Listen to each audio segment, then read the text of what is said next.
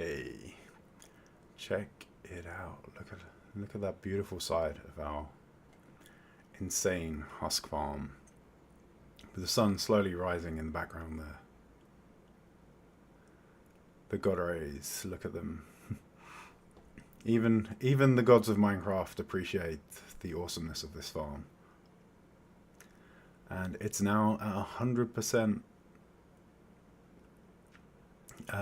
operational capacity. We've got all 5 of the modules in, and this thing is cranking out the sand.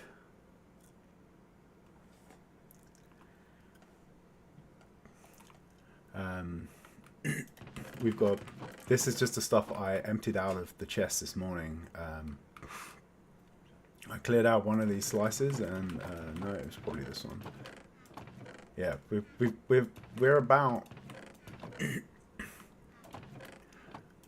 well, we're coming up to half back full again after a couple of hours running while I went out for breakfast. Like, that is not bad. And then I used up, and then yesterday I used up pretty much all of the sand and all of the gunpowder, but that is back, and that is because well, actually hang on, let's I've also been crafting the redstone down into blocks. It would be a shame to let any of this go to waste. And I think this is the most redstone we've had in the history of this world. Like, just think of all the cool stuff we could build with this. And yeah, my nemesis. Think of all the cool things we can blow up. We have an entire chest of TNT, which is where the sand and the gunpowder disappeared to last night. It was about 1 AM last night when I decided I was going to craft this, and maybe the sleep deprivation made me a bit crazy. I might have gone a bit over the top, but yeah, we have all of this TNT, and we have an eyesore in the sky. So later on, we will probably go to the bartering farm, get some crying obsidian, maybe create a bit of a barrier so that we can't damage our new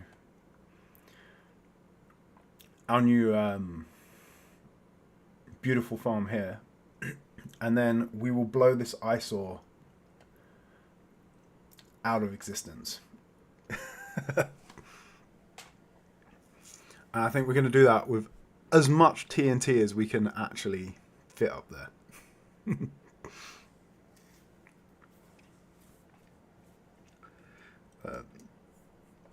We have Story in the chat. Hi, Story. Welcome in. And yeah, so there are a few kinks left to work out, though. I mean, I'll give you a hint. One of them involves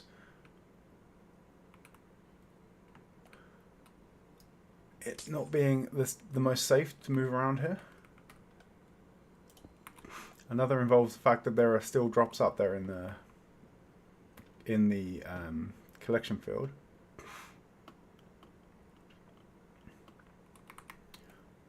So let's fix up. There we go. All fixed. So I think we probably need to extend this redstone line out a bit. And we probably need to extend that one as well. I noticed that we still had, even though we had no mobs, we still had we were still powering the clock up there. So well, let's take some of our redstone.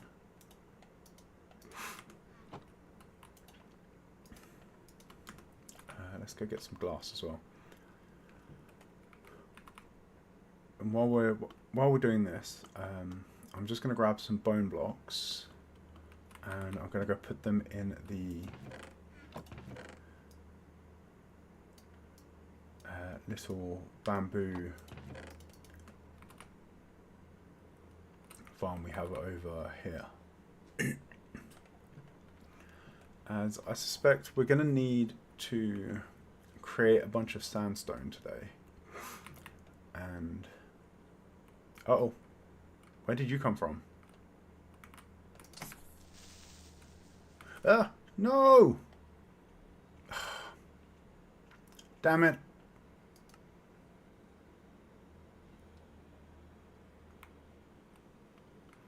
Where did that creeper come from, though? There should be no spawnable space over here.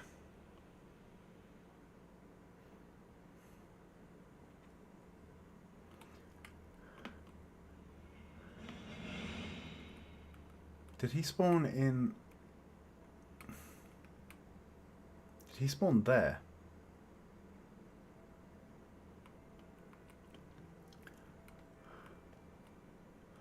That block should be... Alright. Let's...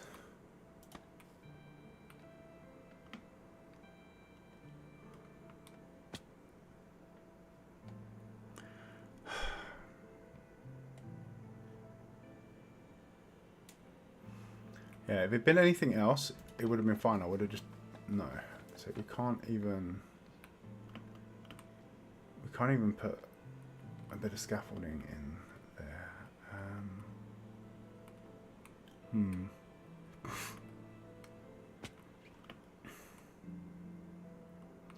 we fit an off switch anywhere else?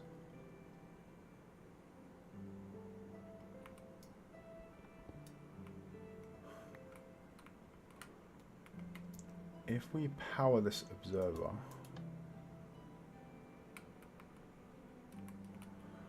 see, I don't even have a pickaxe. Okay, we're gonna have to go make a new silk pickaxe, silk touch pickaxe, and then we can carry on.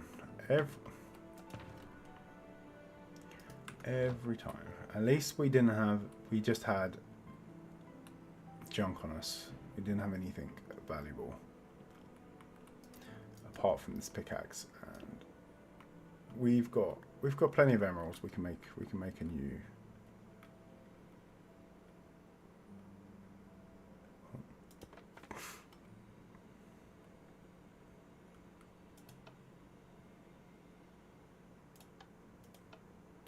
Okay, no. Oh, that's facing the wrong way. That's why. If we put that there. Power you, can we... Okay, so that doesn't work. Okay. What if we power the observer beneath things? Okay. That works, and things can't spawn in scaffolding, so hopefully we are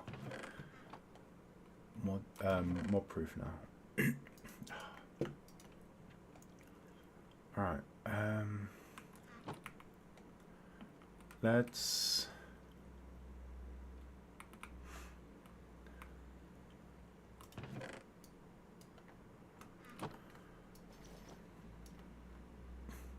what is this? This is, those are our nice boots. We want to keep those.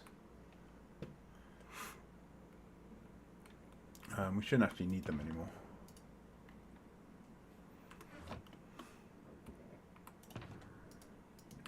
Okay, let's go sort ourselves a new pickaxe.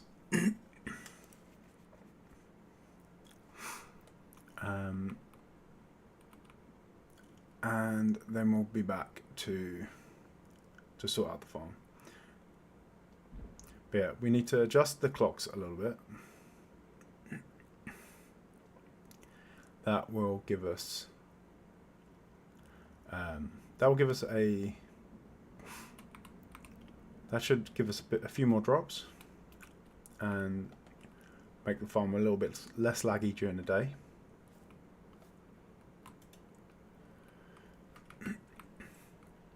During the time when mobs can't actually spawn, and then we'll adjust the clock for the minecarts to make sure that they run while the farm is still operational. Because I think the timer down there was a bit shorter than the main one. So let's grab another boat. And we'll go see the butchers.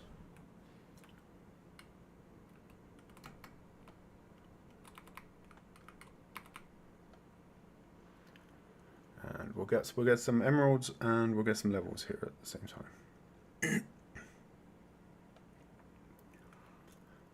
Torches would have been smart.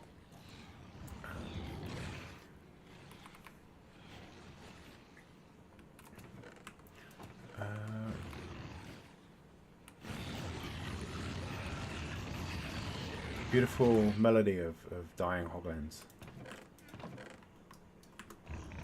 I still haven't forgiven them for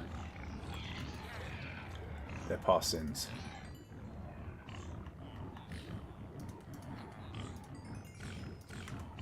Okay, that's that done. Let's get some from you. The item scroller mod makes dealing with these guys so much easier. Just being able to trade an entire stack like this.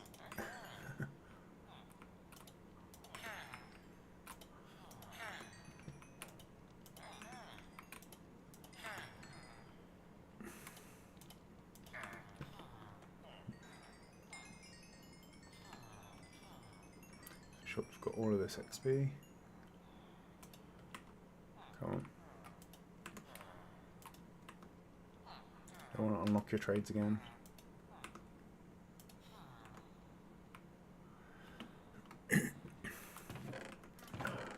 Nothing is cooperating today.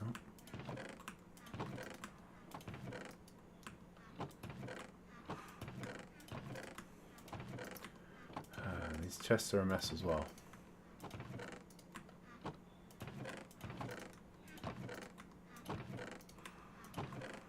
Okay. Do you want to cooperate now? No.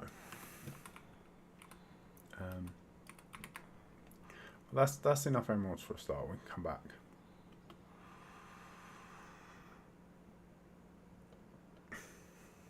But yeah, I think this is the most efficient emerald farm I've had that isn't some sort of raid farm.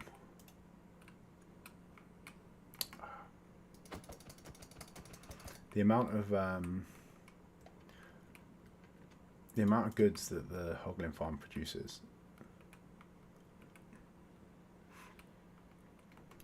I think if I'd actually put the farm itself further away, so the farm was like 24 blocks up. I mean that would have cut the rates of the farm down, but it would have meant that it actually ran while we're in there. So at the moment we sort of have to go idle outside of the farm a bit while we wait for the... But we can do that while we wait for the trades to unlock anyway, so it's not the worst. But...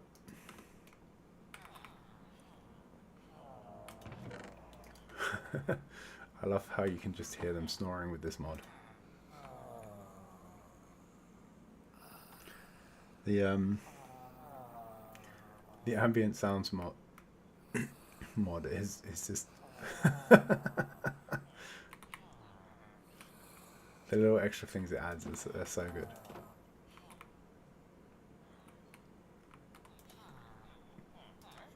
Okay, so we wanted silk touch, efficiency, unbreaking.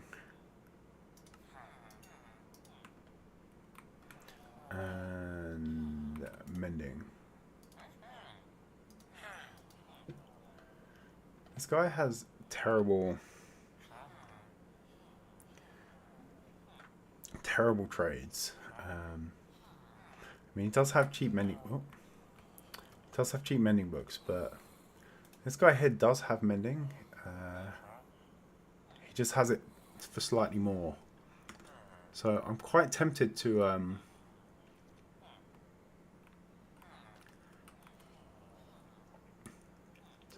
maybe get rid of this block here. Just a little slip, and it would be a crying shame, but we'd have to re-roll this guy into, and hopefully maybe we get some nicer enchants. We could do with a sharpness. We could do a sharpness book and a sweeping edge book. Oh no, we have the sweeping edge, but sharpness would be quite nice for our axes and our swords. Okay, let's. Yeah, I've been trading a lot, and we are actually low on emeralds again. I probably need to go back and do a bunch more trading with the butchers. I think that's everything we need, right? Efficiency 5, unbreaking, mending, and silk touch for a pickaxe.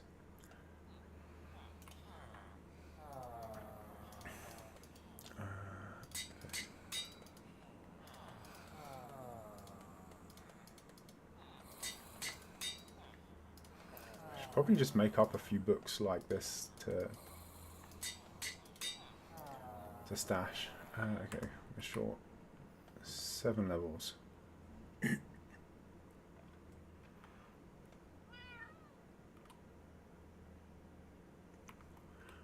Let's sleep the night away.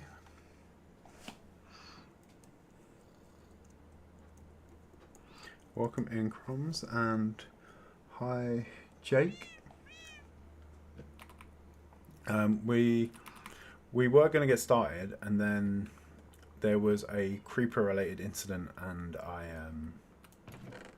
may have taken a swan dive into the void.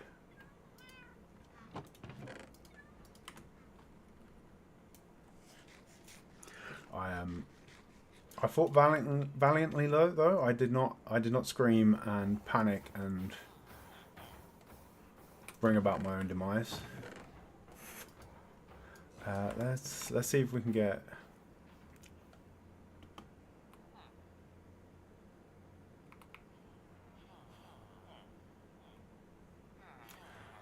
Let's trade some iron and see if we can get the last of our levels from here. Save us going hunting for a source of XP.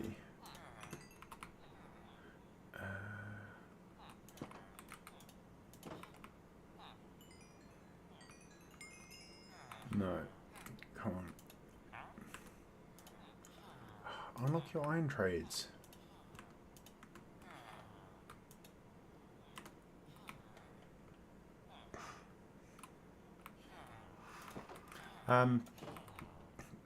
You missed the action. I'm not sure if I would have called that action, to be honest. You missed something. I'm not sure if action is an apt and. I'm not sure if I could call it action without committing some kind of violation of the Trade Descriptions Act. For advertising standards, eh?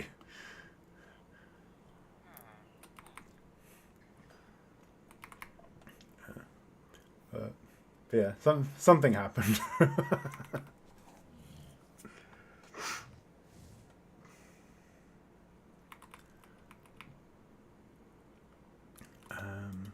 Okay, let's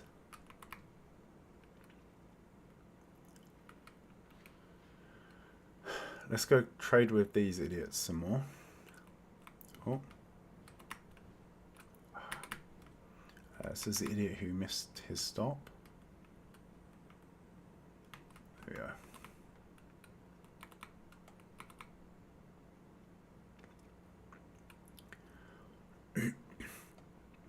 We have the nice little minecart stops for when we're moving around here on minecarts, and can like perfectly stop them, but I can't quite. Oh, here we go. The more dying hoglins.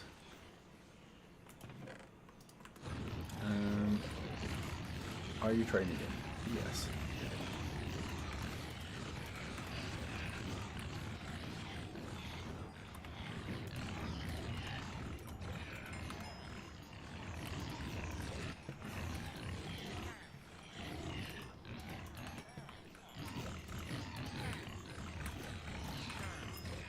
Here we go. To be fair, this isn't too bad of an XP farm either. We get a fair bit from. Yeah, and when the trades when it's daytime and we can do like a couple of loops in here. It's like that was what 20 levels?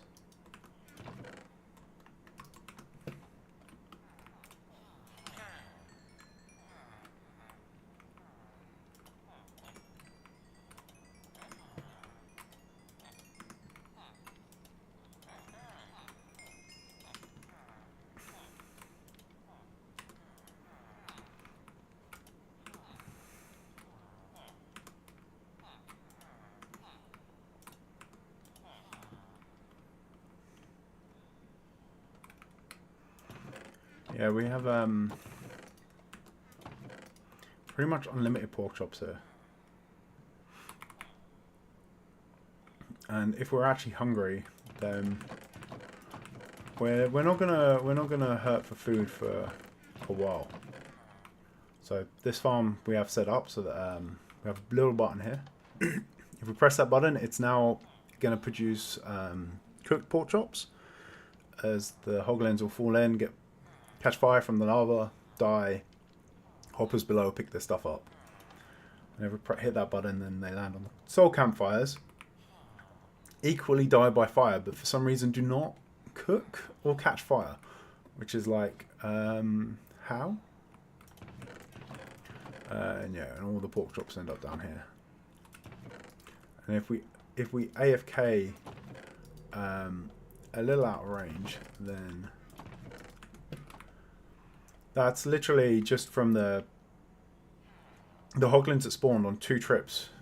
Well, 3 trips down this corridor.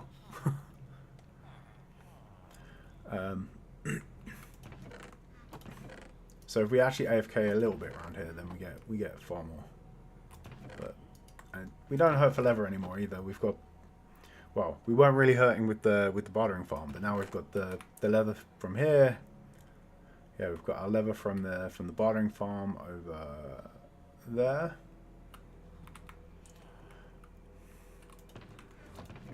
And the occasional technical difficulty with the. Do we have an anvil over here? Oh, okay. I should probably put an anvil down there. We'll take this back and put it with the other anvils. It's not a bad haul. We probably could have actually traded with them all once more, but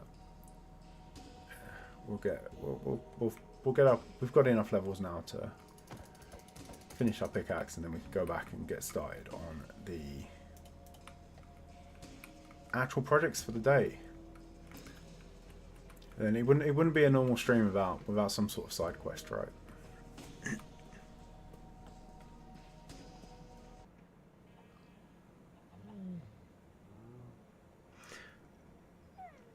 Did I ever just build a small cozy farm for personal use? I mean, that was a small cozy farm for personal use, right? I could scale that up for. I could scale that up. Produce more.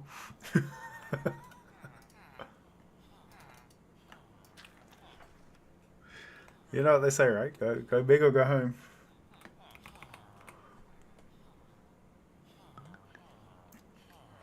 Okay, Silky is back.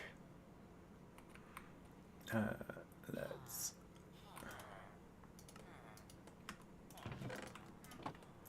Let's turn these into blocks, stash those away, and let's crack on.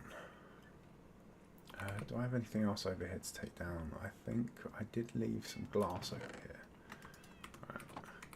Right. Actually, considering we've used all of our glass supplies down in the desert now, I might leave that there just in case we need any. Probably bring some sand back.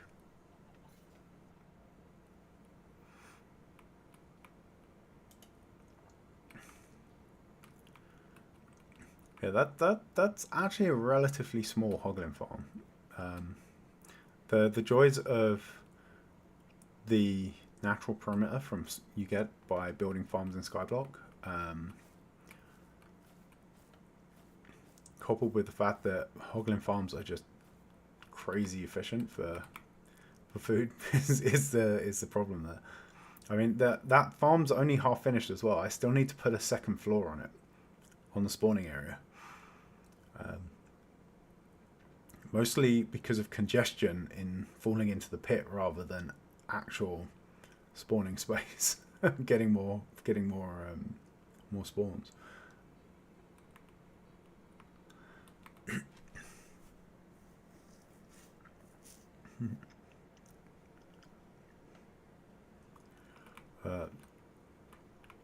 Yeah, I mean, you are talking to the person that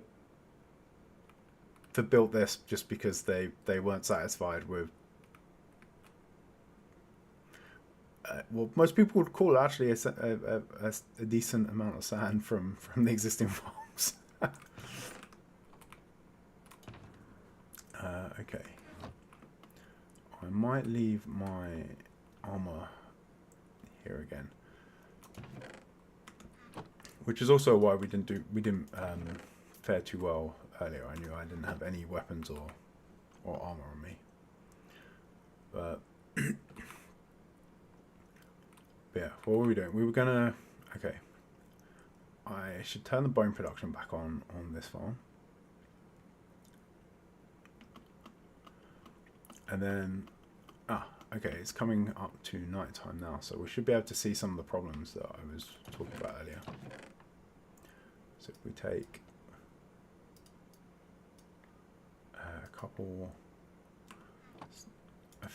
a bunch of bone blocks, and then we'll go get the bamboo farm actually running this time, and hopefully we won't end up in the void. And then we do need to make this place a little bit safer. So that's part of what I was aiming to do today. I don't think we'll do much in the aesthetics of the shape of the island and stuff, but we will put some time into making it a bit safer to move around on. What some might call splash proofing it.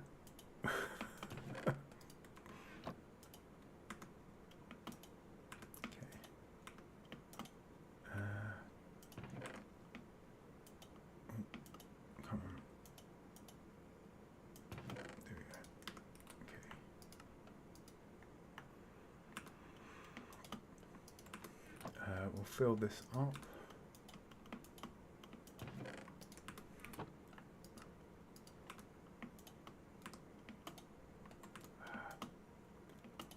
I am quite tempted to try and build a cleaner version of this attached to the farm itself, so that we just feed stuff straight in as it comes in. Let's go in there. Okay. Yeah. look at the mobs raining down in there.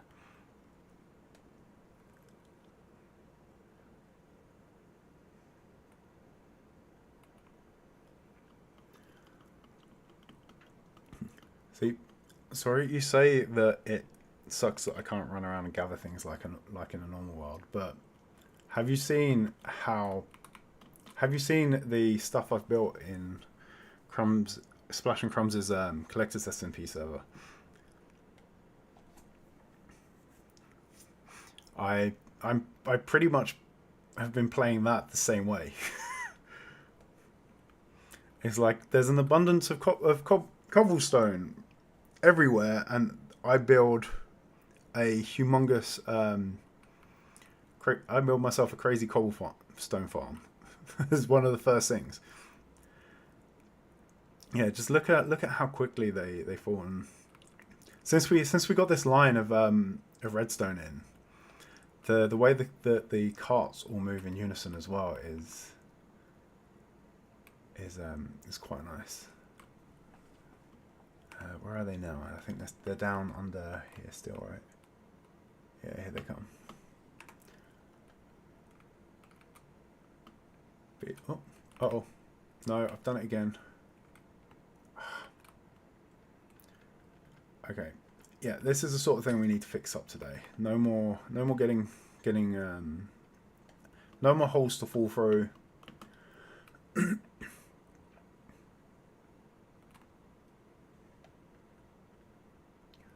that there.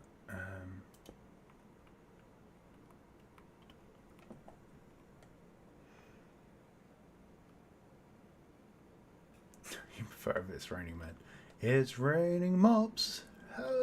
It's raining mops.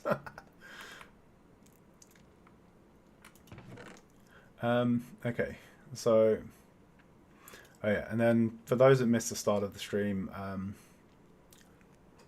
yeah, 1 a.m. is not a good time to ask yourself how much TNT do I need for tomorrow.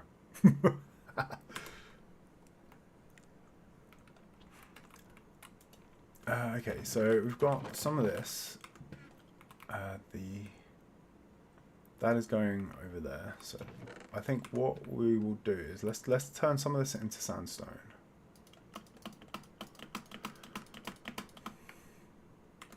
Do we have sand left?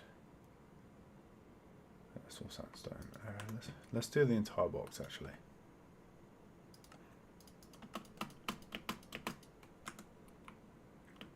Okay, and then I think we're going to also want to turn this into smooth sandstone. So this is why I kicked the bamboo thing off. As rather than set up some sort of huge lava farm down here for fuel, we can shove this in the top box there. We can grab... Oh, this isn't even turned on. There we go. Yeah, this will just crank out a bunch of bamboo for us. We can then go to bamboo, into bamboo blocks, and then into planks. Then we just shove those in there, and that will smelt away the stuff. And I think at some point we're going to probably have some sort of setup over here. Ah, there's the rest of them. We'll keep some just in case we need it for building later. But otherwise, we will dump the planks in there.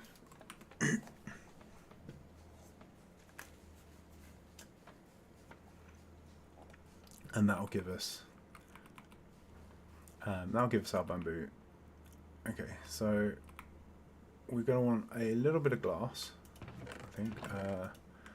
And I have... Wasn't there one that had a bunch of random crap in it as well as the glass?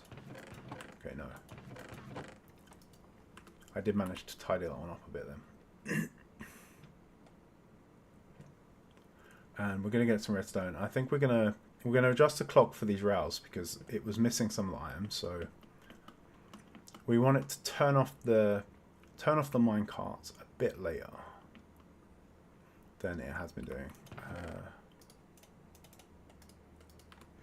Yeah, we are not going to struggle for redstone for a while. And just think, this isn't even the farm we plan to build for redstone, right? We've still got the double witch farm to build. So let's see, 1, 2, 3. Let's put this 4 blocks away.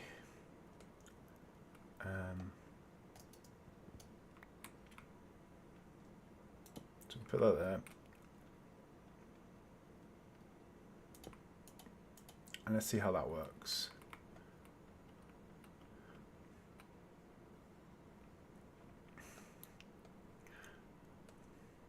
So that will hopefully mean that we pick everything up, but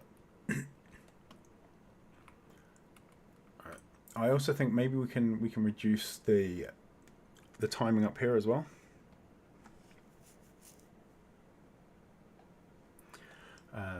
So I think we can actually add 2 more to this redstone wire and get a little more downtime out of the farm,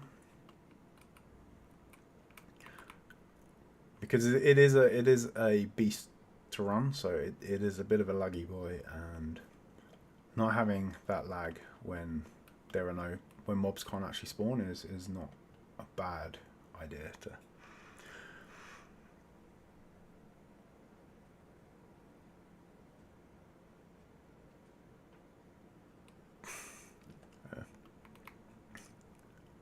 That's it.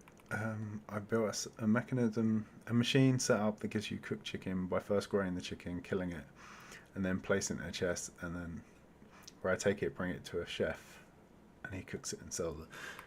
Yeah, see that just you've just taken like Steve's lava chicken and made it less efficient. Crumbs.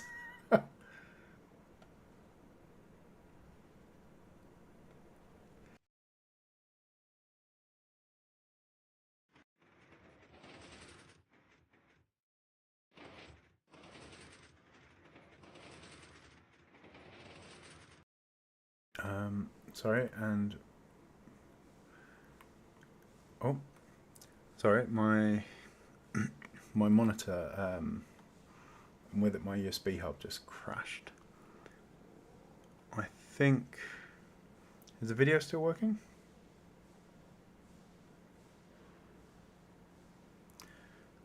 Yes.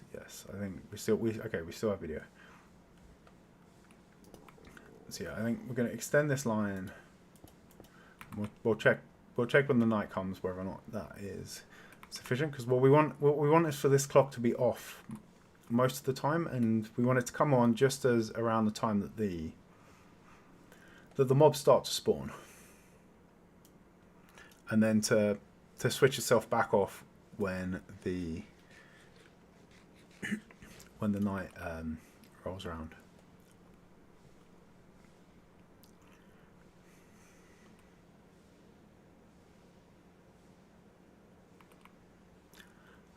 This is one of the coolest looking mob farms you've seen.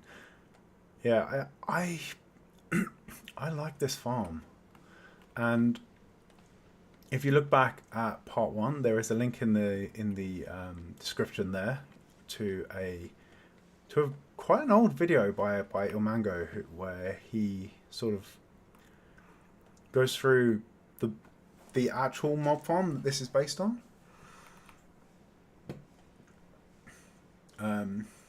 And that one was like multiple floors. It ran 24/7 around the clock. So we had to adapt it for the husks. But yeah, instead of having such a big area like this, he just had a couple of floors, and then triggered it so that this floor would move, and then the floor below it would move, so that a mob would just go dunk dunk dunk through the floors and then fall to their death. And it's, I don't know, it's like this style, the style that the sort of Nenbon start Potato Noir style mob farm with the flushing floors that I tried to base this one off.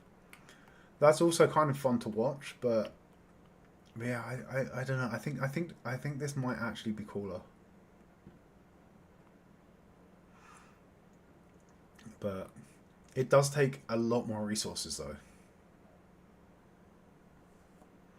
for similar results. So I guess the only real reason to build a shifting floor design would be the coolness factor. I think you can. I think it will slightly outperform the flushing ones, but when you have like multiple layers of it, and then it's like in the space of this, we could have 4 farms with that footprint, stacked up sort of 12 layers high, and it would still take up less space. So it's hard sometimes, isn't it? To as I said, the balance between the coolness factor and the utility. Sorry, and the practicality.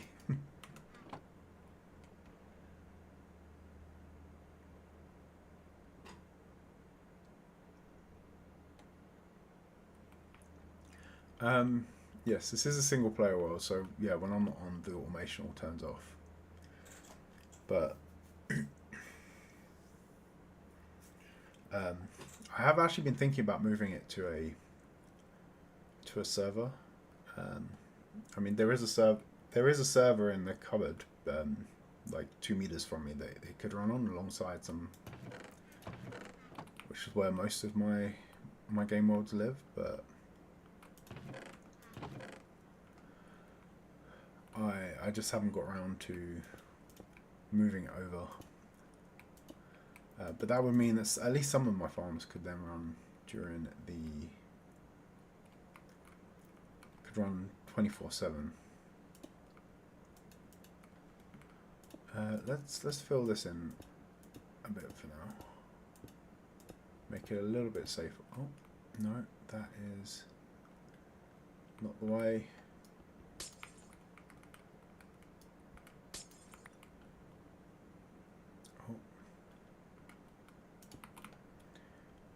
Let's fill these gaps in, and then hopefully that will be the last time I fall into that hole. And what I'm thinking is we want to probably have a floor. I'm thinking the floor will be about this height, where this glass here is. I'm going to stretch it out here, and then we'll put some sort of barrier along so that we don't fall into the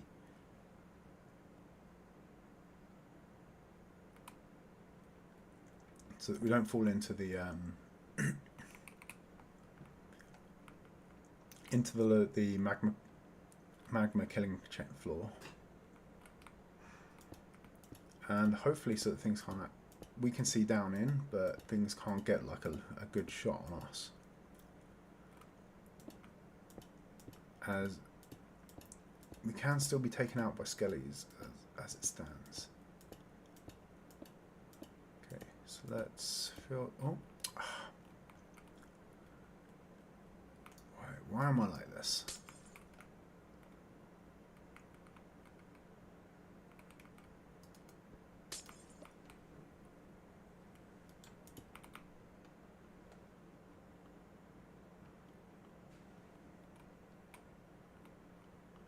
Can I even get up there? No. Now I can.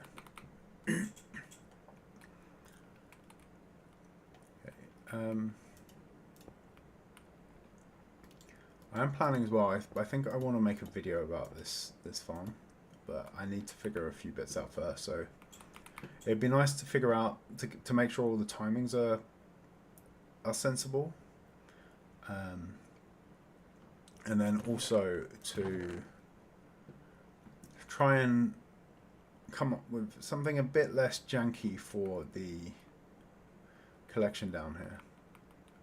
So at the moment we're using, things get stuck here and we're just using this piston to sort of periodically push them into the water channel, which is I mean, it works, but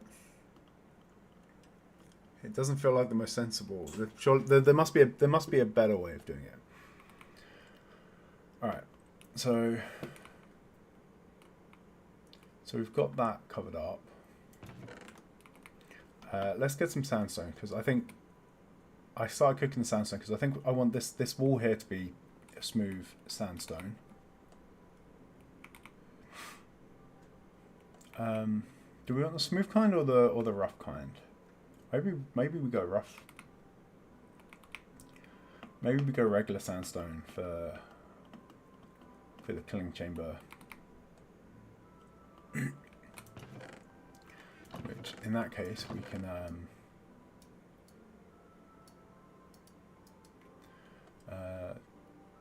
that is 10, 12.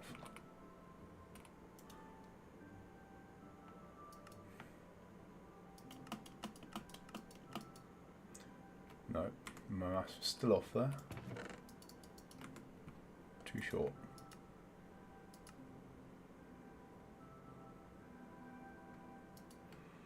There we go. But let's have a look and see what we think for the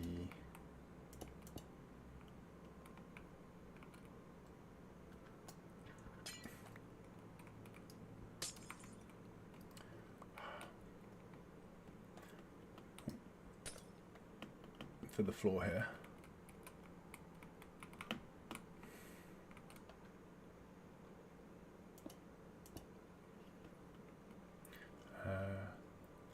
Torches. We are going to need to actually no, because the magma gives off light. So will that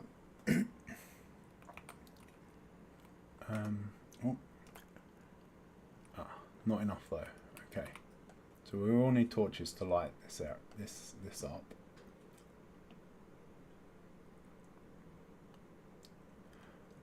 Do we have?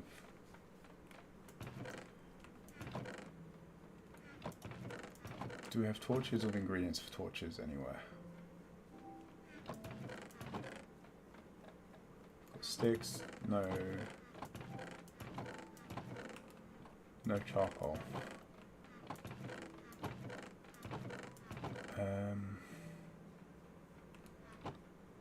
Hang on. I should have some in the ender chest. Okay, not enough, but that's enough to get us started. And can we get back over there before something spawns on the block that we've now created?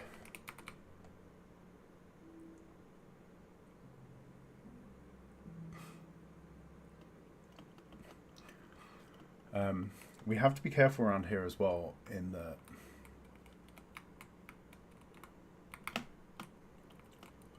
this is also a slime chunk. Yeah, if I turn the... So we are currently in a slime chunk, which means that slimes can also spawn here. Where are we at? What Y level are we at? I think this is roughly where we want to be. What is lighting? Okay, what's lighting this up? Ah, that torch.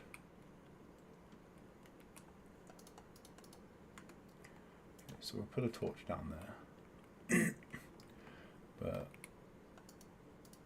we have to be a bit careful with the blocks we use in this area. Otherwise we will get slimes everywhere. I think along the top, I think we're going to probably look at some bamboo fences as well.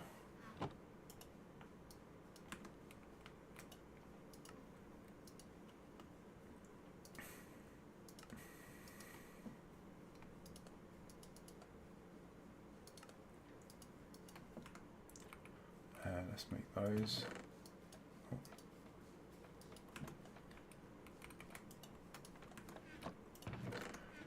Right, let's make up some more blocks from what the farmers produced.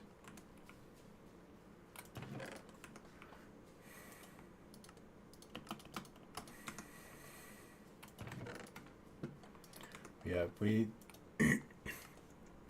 might rework the storage up there a bit to maybe turn the at the moment we have it so that we're just burning the excess bones that we don't need. We might have to adapt it a bit to turn them into planks, and then we can feed them into some sort of auto smelting setup. Yeah, let's take some glass, sandstone. Some of this has okay, yeah, we'll let that smelt, and then keep the rest. Okay,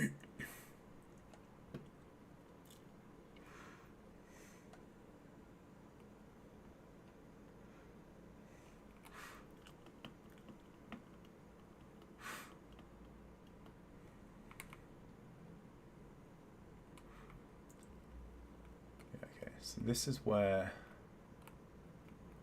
the slime chunk ends. So in theory, we shouldn't really get any spawns on. Well, it's spawnable for other reasons, but it should be able to bridge out. Oh. No, that is a layer too low. You actually want to be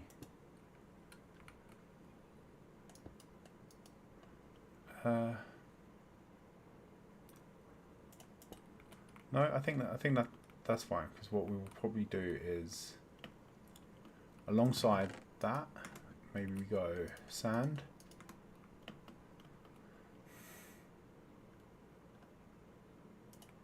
Oh, no, sand, not sandstone.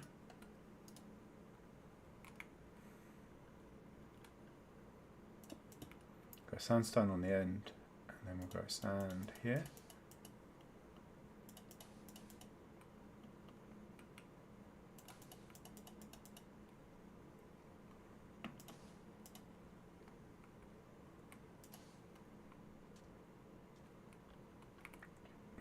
And then we'll have the bamboo at the end to stop us from falling in. And then we'll need some torches. I think that's not too bad. When the mobs stop raining down as well, I will I'll run the wall down.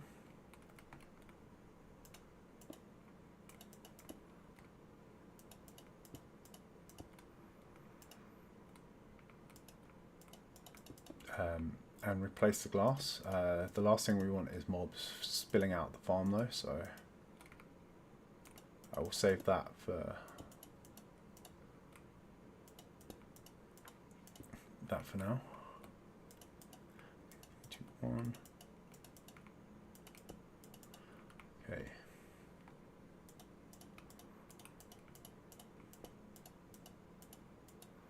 So we've got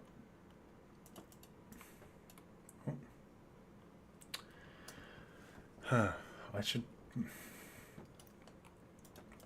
see. This is the bit that's actually difficult in Skyblock, is that you end up so scared to carry your actual tools.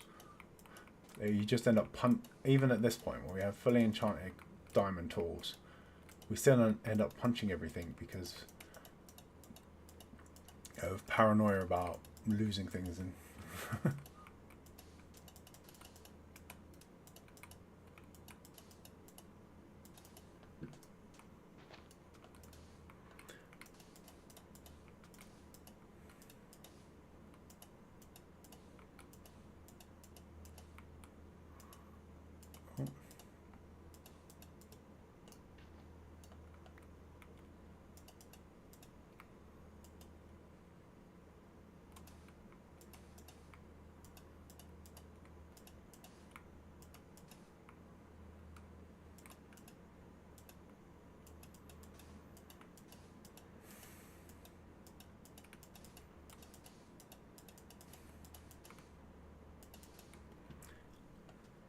yeah. How's this for a?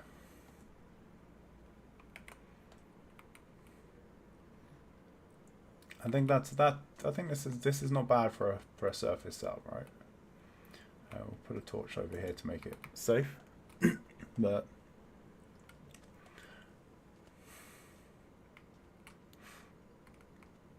we can come through with some dry grass later, and sort of some cactuses and stuff. Try and make the area look a bit nicer. Might also scatter buttons around as well, because then we can maybe try and find a good pattern. I don't know if the dried grass prevents slimes from spawning or not. I'm gonna assume not, unfortunately, but the cactuses surely will, and the buttons will as well. So if we can sort of come up with a way that we make things slime proof without having to have a bunch of glass everywhere, that would be pretty good.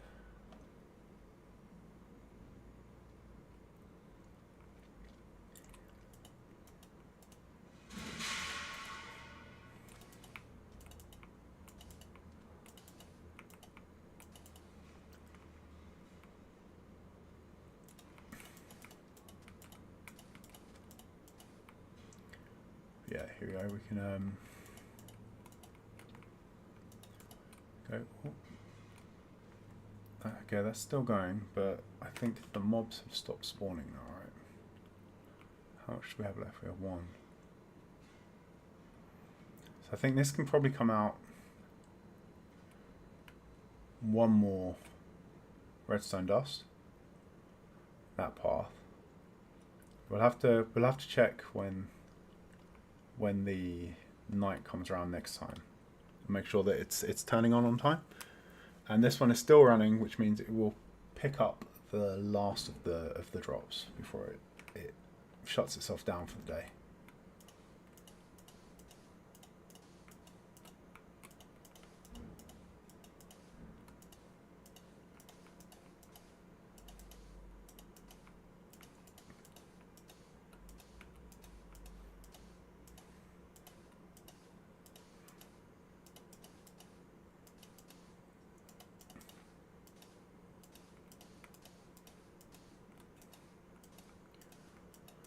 I wonder if we can power this through a sand block.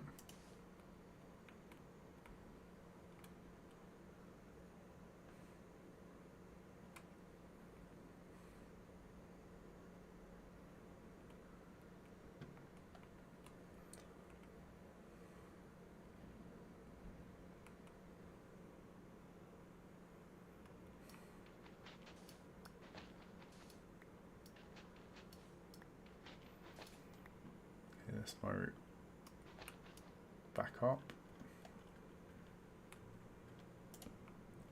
And we'll have to find some more aesthetically pleasing way to light this up, but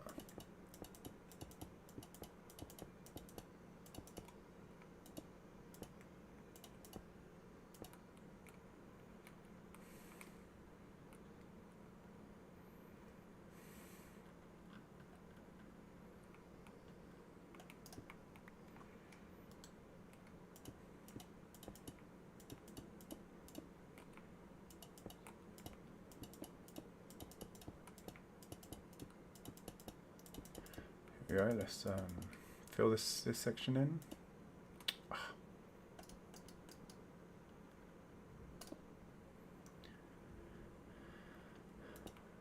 One day I will learn to place blocks. One day.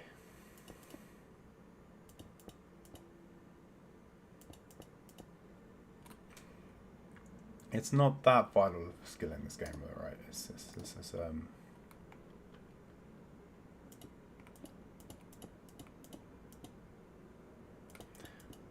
It's only a small part of the gameplay, right?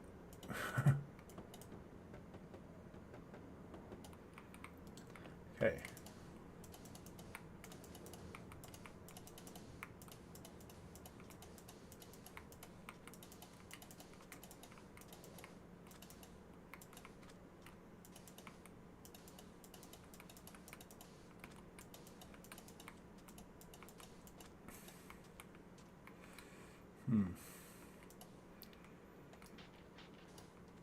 Out of interest, if we take up the daylight sensor and then put it on top of this, will it power the...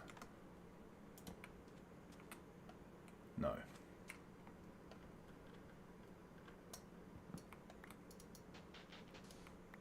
Okay, what if we put a solid block beneath it? Still no? What if we put a solid block there and then put the daylight sensor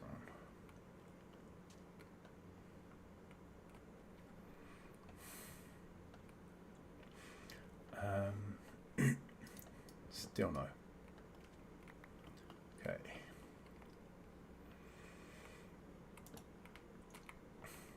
So that has to be down there. So I guess we'll just put a piece of glass on top of it.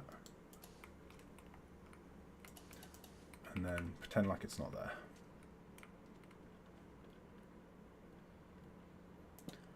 Put that there. Alright, and then we can head across and try and style up this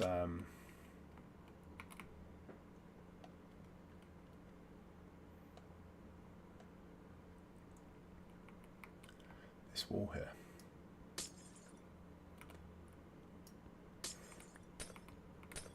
So I think it'd be quicker to just take the whole thing out, and then we will race against time to get it in before the daylight cycle goes around again. And the mobs start pouring out of the farm.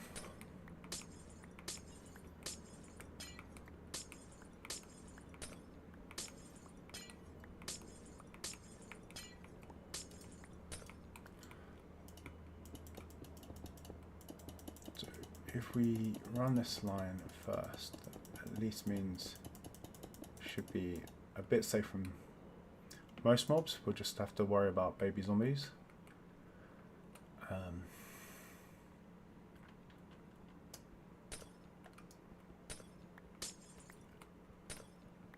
And then we'll go along with another row of sandstone underneath here, and then we'll build it all the way up to the top.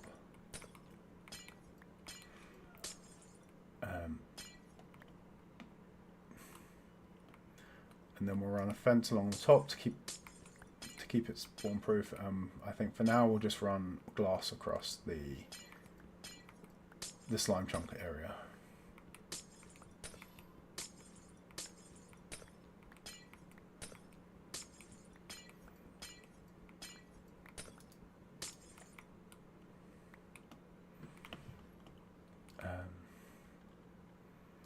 Let's go sandstone.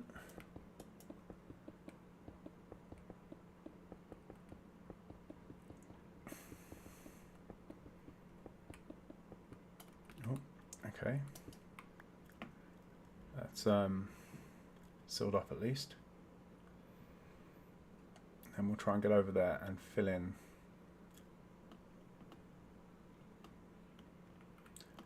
the rest of it. That's too far for us to place blocks down, isn't it, yet?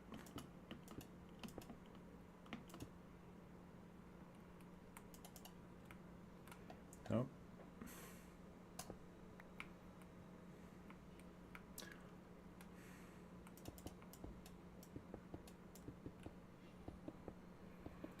Okay, we'll fill this wall in.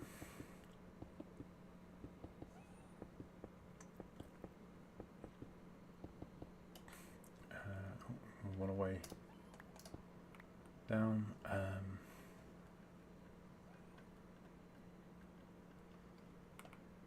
Let's fill in the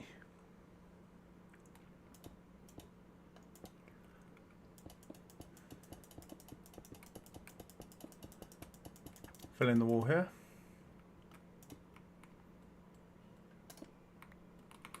And then we just have to do 2-layer one here, across.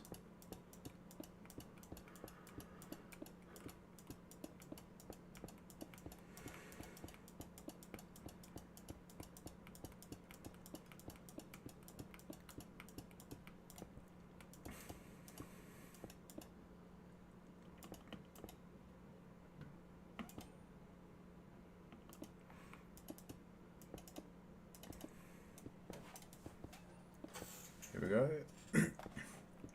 We have that side done, and then let's move this torch back one, and we'll take the bamboo fences.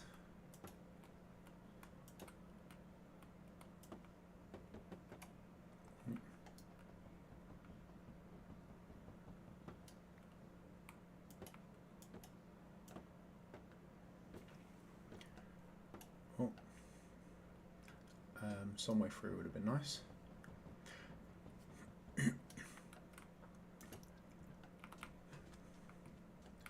Okay,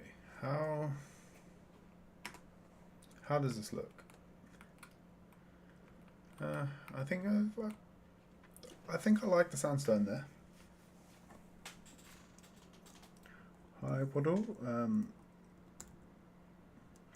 Thanks for stopping by, even if short. Yeah, I think I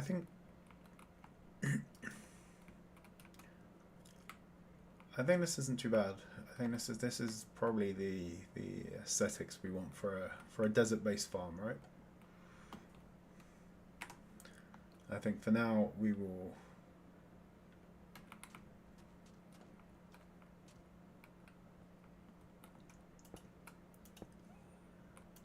extend this out.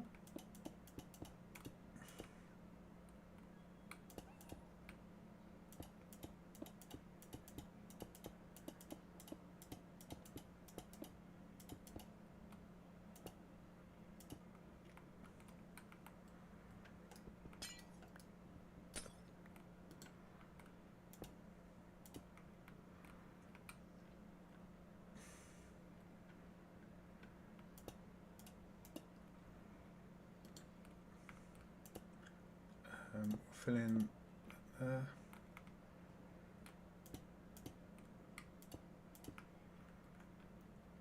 bit we don't want.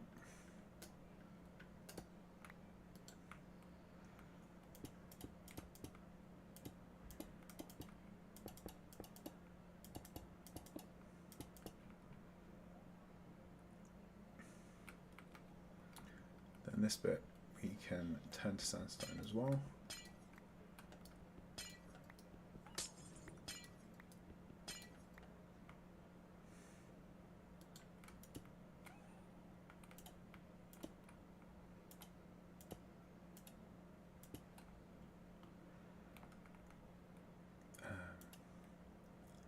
Okay, that bit's okay.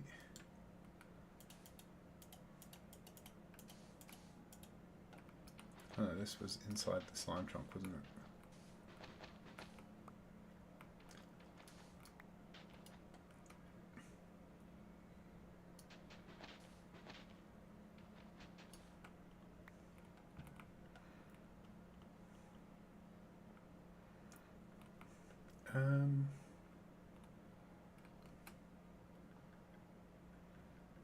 Let's take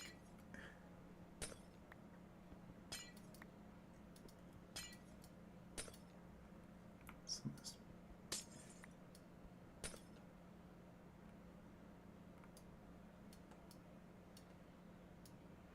Oh, some of this is going to end up getting burnt, but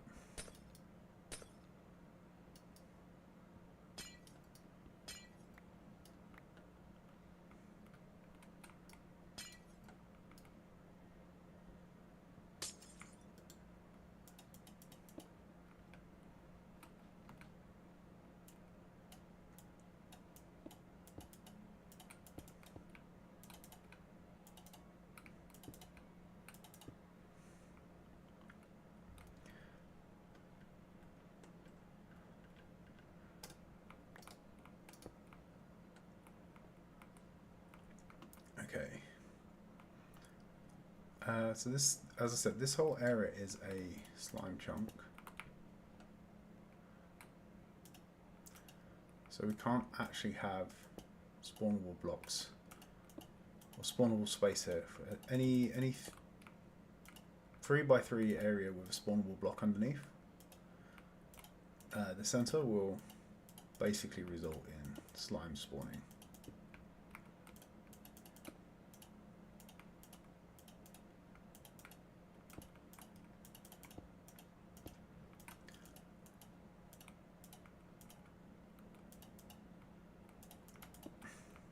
So I think we're going to end up with a bunch of cactus and a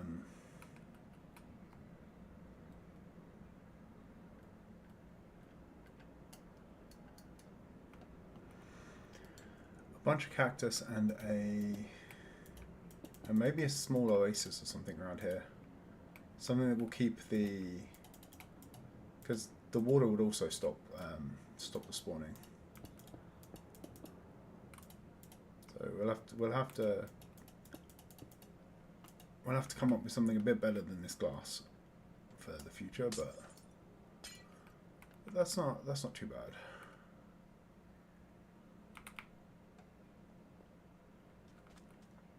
I think that's yeah, that's a nice little cozy sort of view there. We can stand here. We've got our little safety barrier. We can watch the mobs falling to their deaths.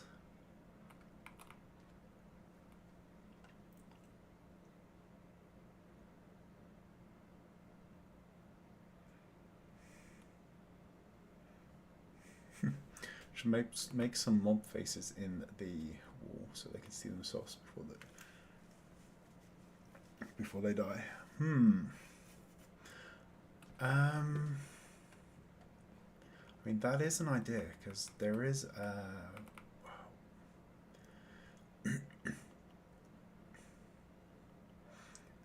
what is the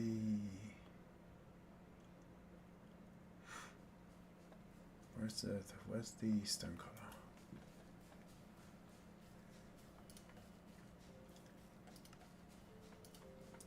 So we do have this.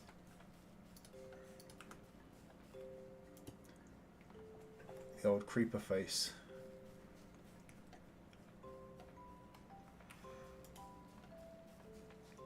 And what is the other?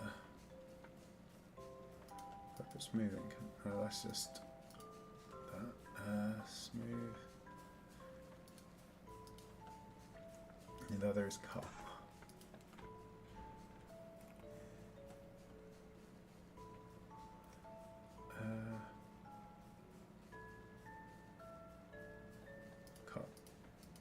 Cut sandstone.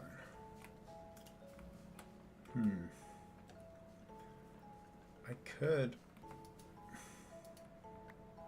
So we do have like a natural division in this farm, right?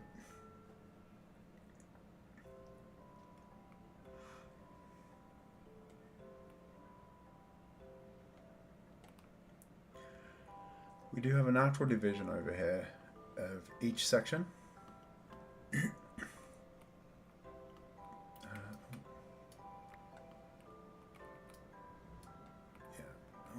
This is okay, that's our way up.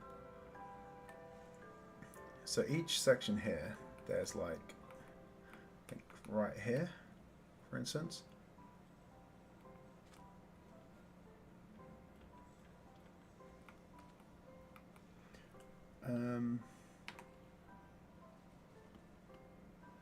Yeah. Saves us mathsing that out. And then we have another one, is it right here? This looks about right. Let's just double check. Yes. Okay. And what's that? That's 1, 2, 3, 4, 5, 6, 7, 8, 9, 10, 11, 12, 13, 14, 15. Yes.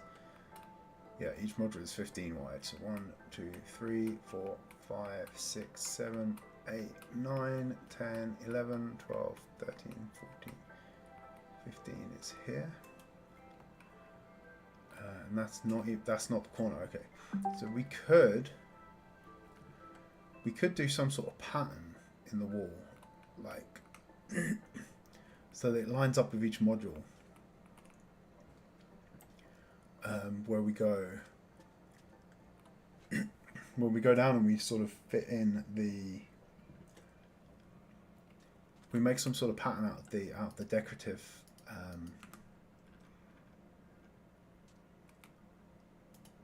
sandstone, where we go sort of something like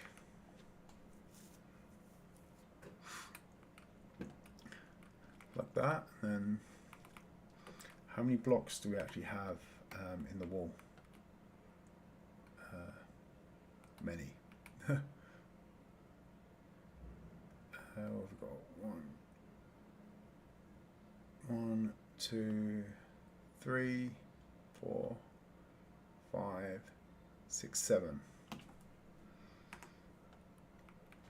Okay, so we have 7 blocks in total. So we can go 1, 2,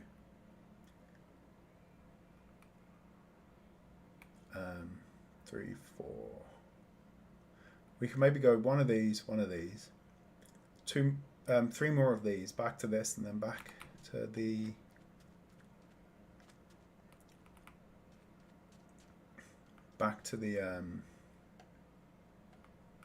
regular version again.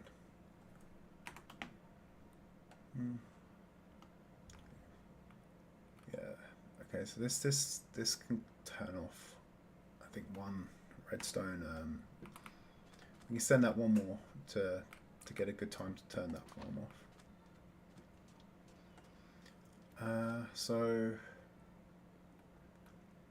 let's give that a try and see how it looks.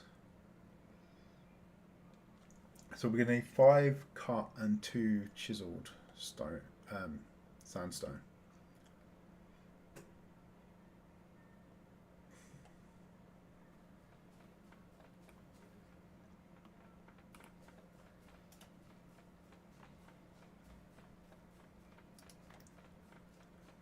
So 1, 2, 3, 4 of those, and the chiseled with 2 of.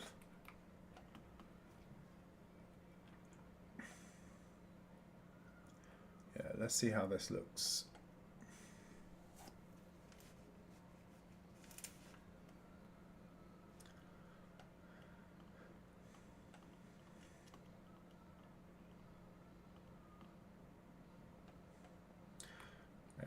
Do you guys want to see just how annoying slimes are in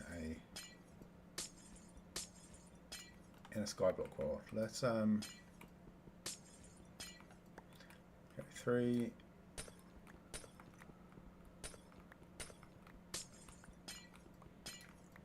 4,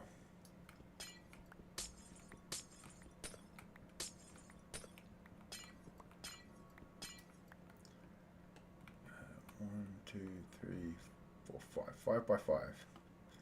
Let's just ignore that for a sec and see how annoyingly ridiculous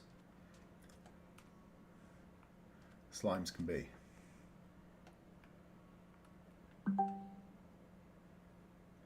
I might be a bit too close at the moment for them to spawn, but next time we pop over there, we'll probably come back to a bunch of them. Okay, so let's take this out.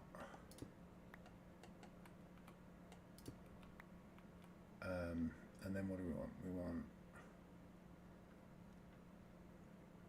cut, chiseled, cut,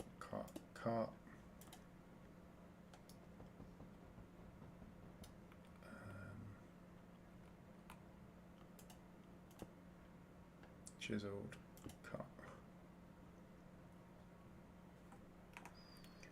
How does that look?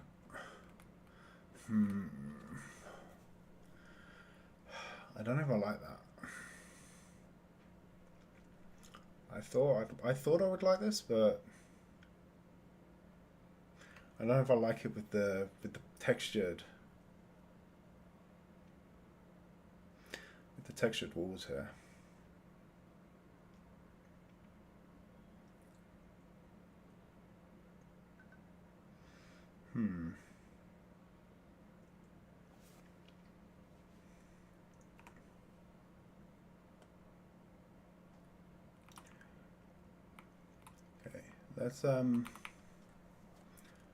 Let's try something.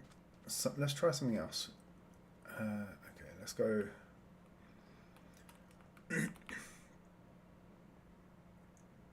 So if I get 15 walls and 10 cut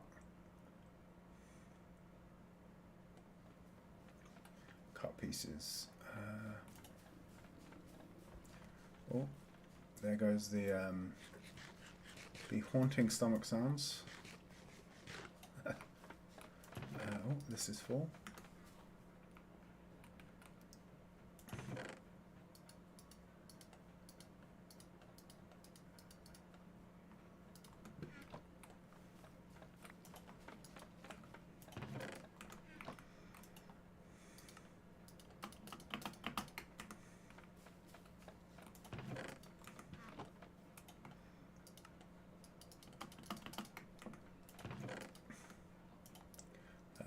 Let's quickly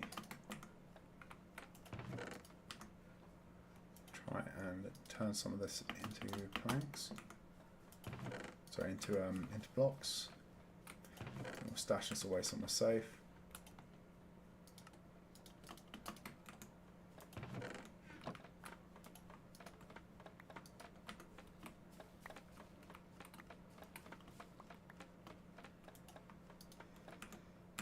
Okay.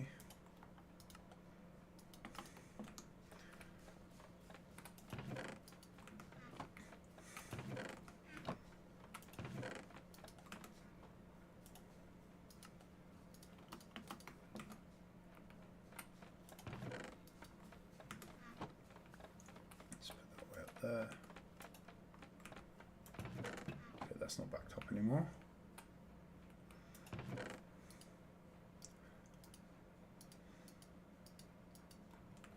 Okay, what did I say? I said 15. What have we got? Sandstone, 15 walls.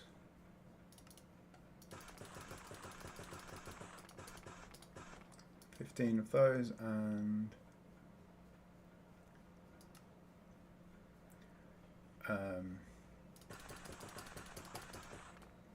10 of those.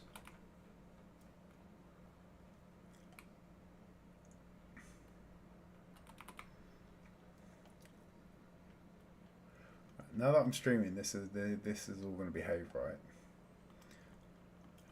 Normally, if I'd left space open in the slime chunk, yeah. Any other time, if I'd left space open in a slime chunk like this, I would have come back, and the whole bloody place would have been overrun.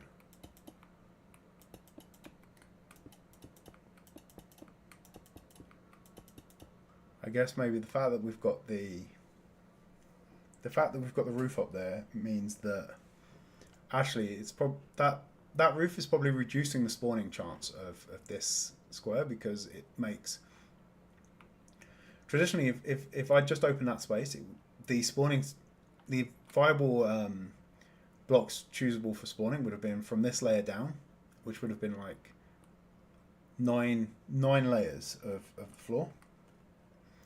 Whereas at the moment it's all the way up there, which is about 30 odd. So about 40. Yeah, about 30 blocks high. So there's a 1 in 30 chance instead of like a 1 in 10 of one of these squares being chosen for that column, and then there's the picking of the block within that x and z coordinate within the chunk as well. So I think actually that makes it less likely for us to get spawns down here, which is not too bad, I guess.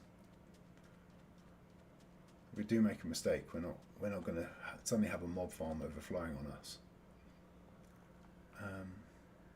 Which is probably why we didn't get anything spawned down there until I was like, in all the time I spent around here until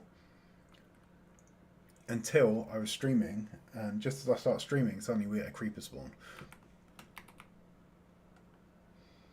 Which is how we started the stream today. Okay, so let's okay, so I was gonna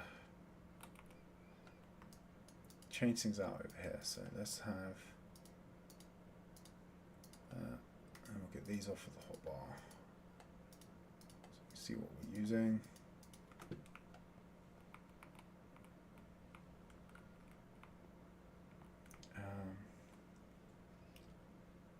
did we... Here.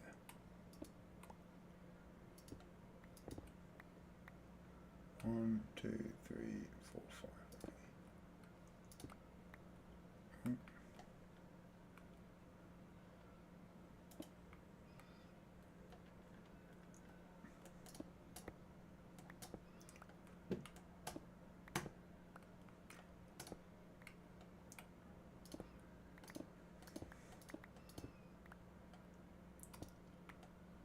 I'm not sure if it's a good or a bad thing. The sandstone here just mines so effortlessly.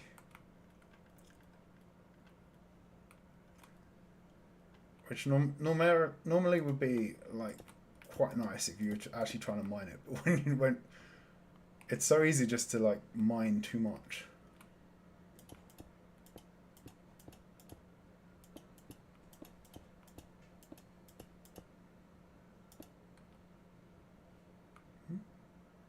Oh, I did not.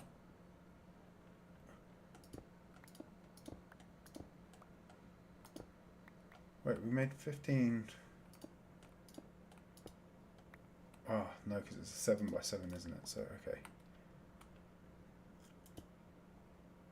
3. No. What did we do?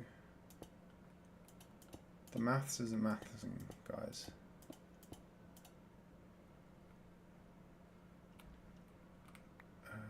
Let's grab some stuff from along here.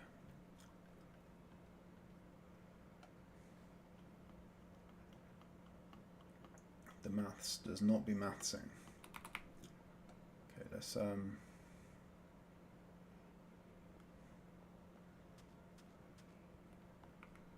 try and get safely back down here.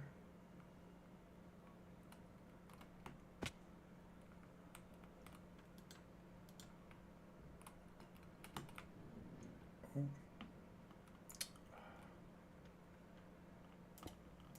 Let's try and get out of here quick because the mobs are going to start raining down soon.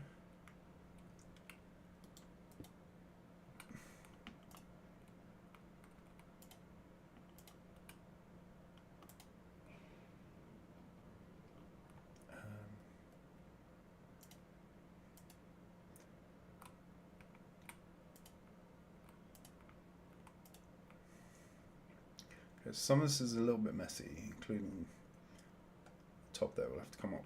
We can maybe put a slab in underneath so it doesn't connect, but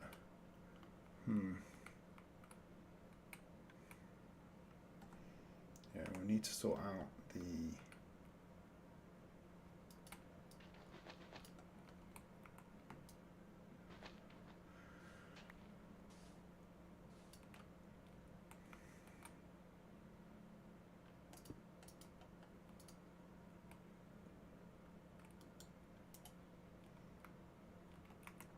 and then we have those slabs here. So if we go across there like that. Okay, it's a little bit messy at the moment, but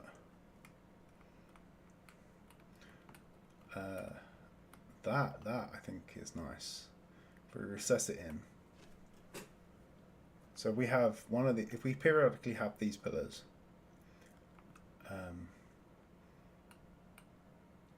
how many blocks is this? 1, 2, 3, 4, 5, 6, 7, 8,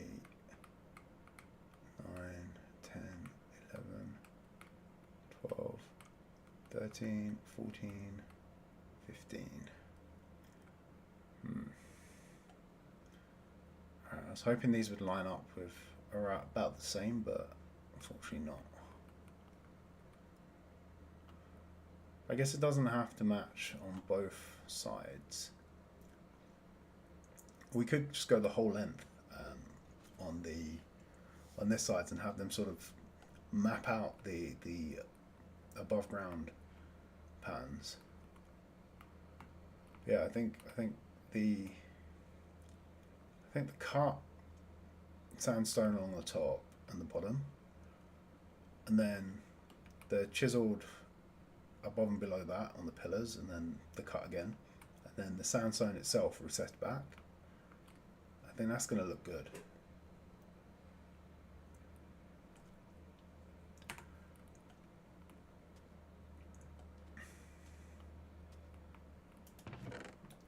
Okay, let's dump some supplies here. We will have to redo some of this. But yeah, I think this is some good. I think this is some good aesthetics. I think this is what we're after with the look of this farm. So yeah, I think I'm going to expand this pattern out, and we'll go this way all the way along, and we'll run that, and then we'll probably have another column here, and we'll recess back this whole section here as well, and we'll do another one here, and then this side we'll see about recessing the whole length, and if that's too much, then we'll look at things and we'll replicate the same on this side, and then we'll do the whole bit recessed along this side again to mirror the opposite. I think that will give us a nice looking killing chamber, and we'll continue this sort of sandy area around as well.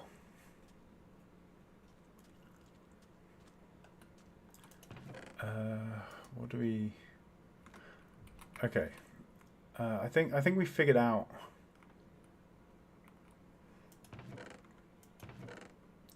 Look at that, we pretty much filled up another double chest in the time we spent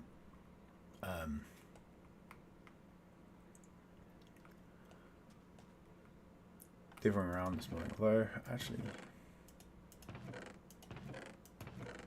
probably should have been more than one, given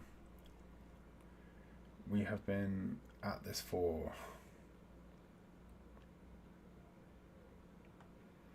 what, an hour and a half now, so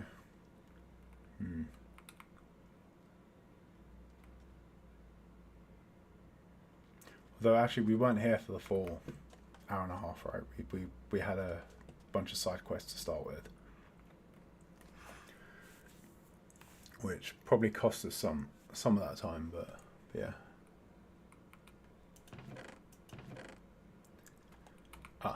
And the hoppers at the back would have had to fill up.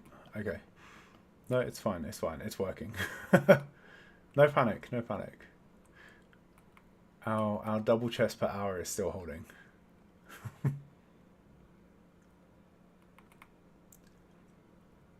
So I think now that we've got that into a good shape, I think we'll go and get some sort of we're gonna go get some crying obsidian, so that we can build a huge barrier to protect our new farm. We don't want anything bad to happen to our new favourite child. And then I think we can make with the TNT.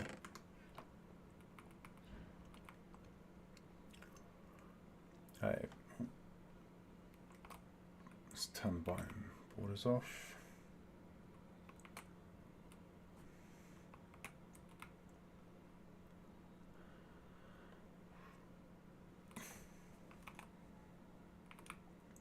Yeah, I think we'll make with the TNT, and we'll tear down the old farm. Get it out of the way. So, and I think to do that, we'll try and shield the new farm with some TNT. We'll probably try and shield our little underground area as well.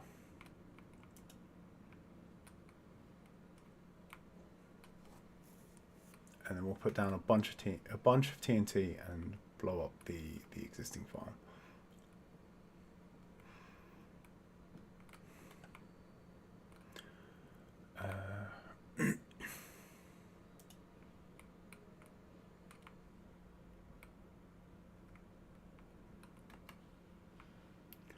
Okay, maybe the crying obsidian as well, because that is also a light source, so things cannot spawn on it, and we do have more of it.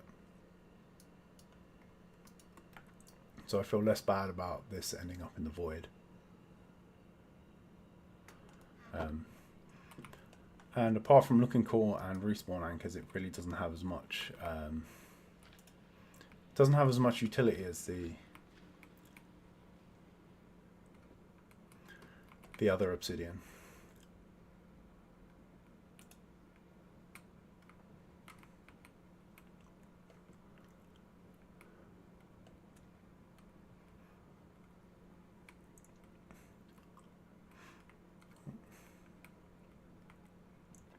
So let's head back down to the desert again. We've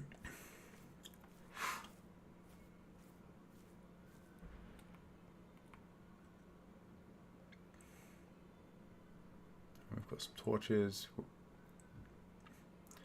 can make some scaffolding as well, I think. There should be plenty of bamboo. So we'll make some scaffolding to get up to the other farm. We'll light it up a bit with some torches. I'm probably gonna replace all of the water sources with TNT. As that's one way to get rid of the water.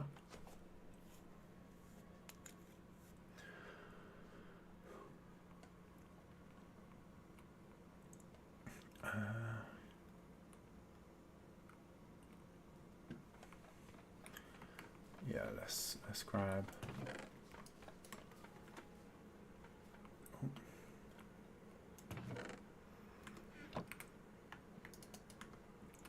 Put some of that in our offhand. We'll grab some chests.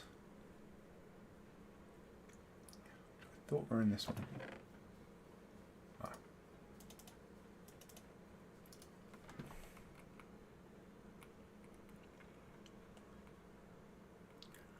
Okay. Let's shove a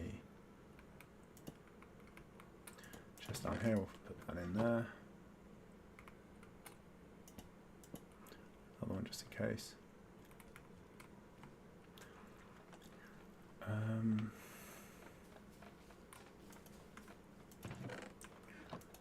Alright. Scaffolding. I do have a bunch of string, which is from the farm up there. That's the only thing we're missing from the current farm, but I guess we will build a proper mob farm somewhere and get the spider drops, but yeah, that's more than enough scaffolding. Oops. Okay. So we're gonna want to go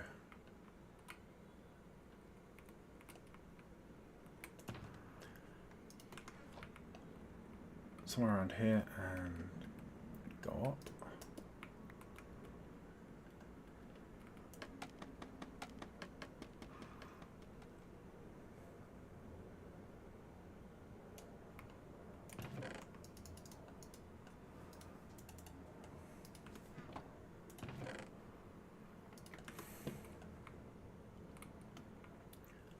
Let's go get the TNT as well.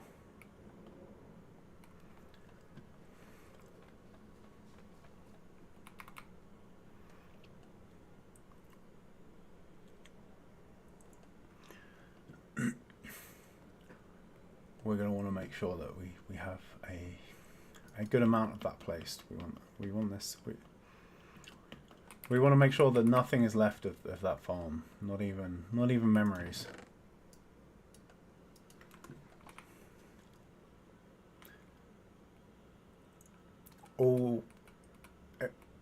All traces of it must be erased from existence to hide our failure.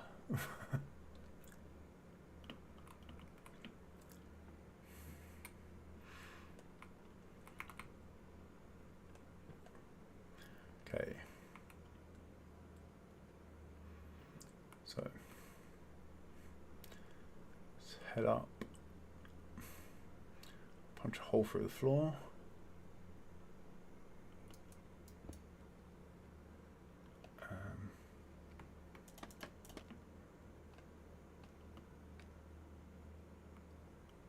Okay, now we're up here. I guess we can start clearing out the water.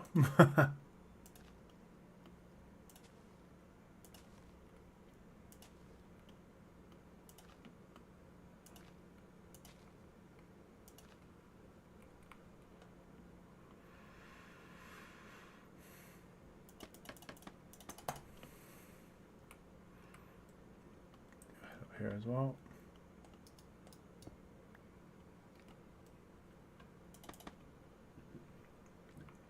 Come grab this water bucket out. Oops. There we go, and we'll put a few torches up here to stop any spawns.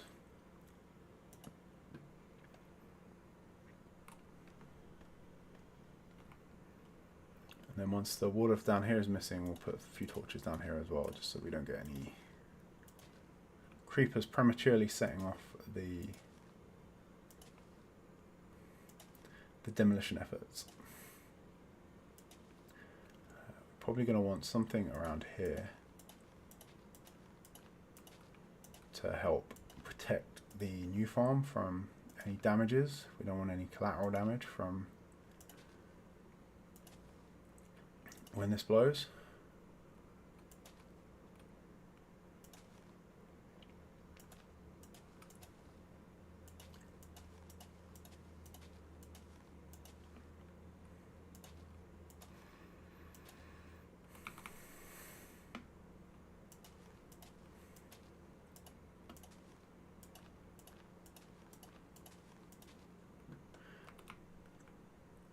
Yeah, it's like would any of you guys believe that there have been people in the past that have like had the nerve to say that I'm not capable of a measured and proportional response? Like accusations that I might go over the top at times. I mean, it just doesn't sound like me at all, right?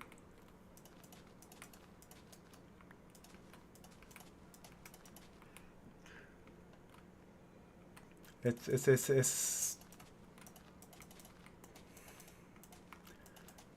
that's just not that's just they must have been confusing me with someone else, right? This I'm an entirely reasonable and like the embodiment of sensibleness, right? This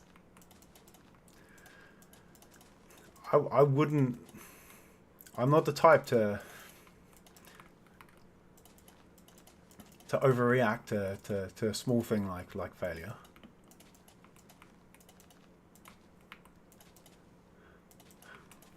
Like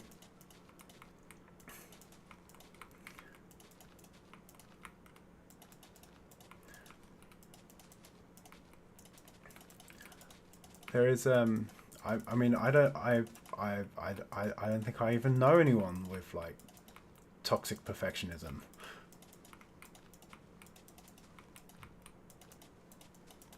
We just deal in sort of rational, sensible, proportional sort of responses here.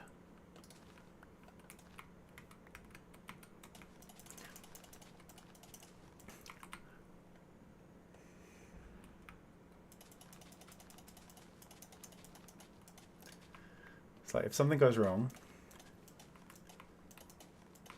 we just examine it.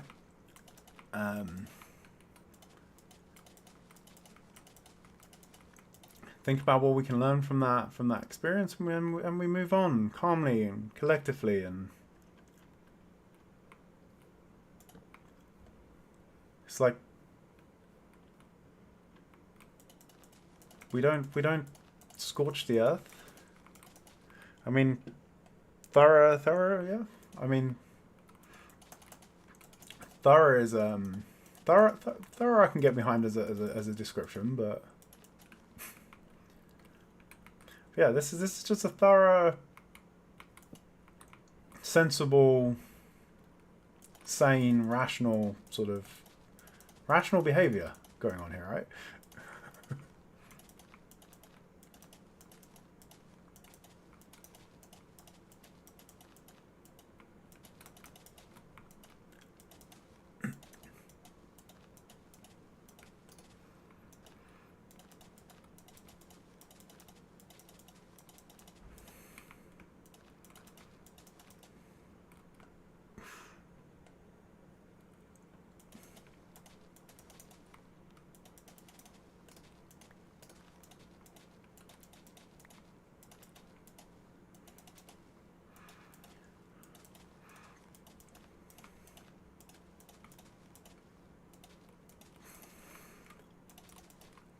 This is here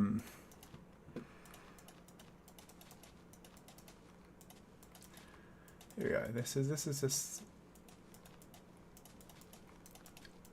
just a quick bit of sensible demolition. I mean, what other options do we really even have to dispose of this farm?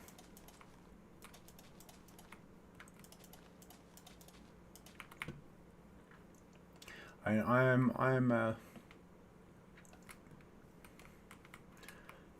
happy to admit that I have my faults. I don't actually know how much force it would take to tear down this structure.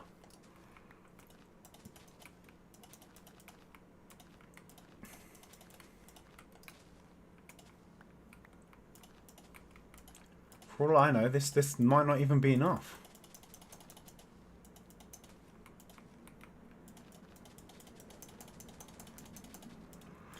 It is getting dark, so let's check our light levels. This is all cushy, and so is the top there. Okay, we're all lit up and safe. See, sensible, measured. Oh.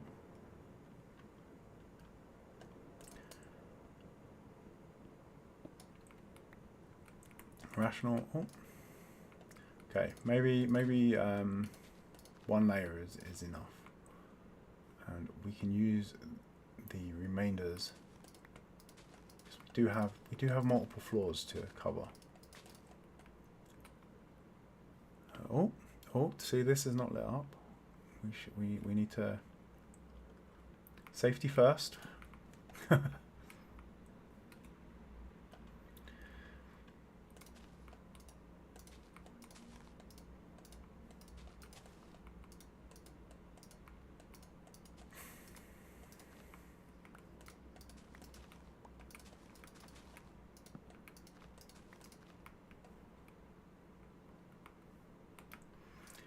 We have to make sure that we are recording as well when we do this, because I feel like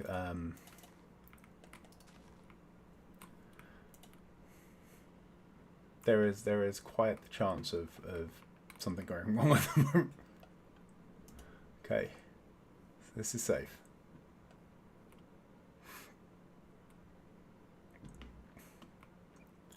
So we also need to make sure that this is dealt with.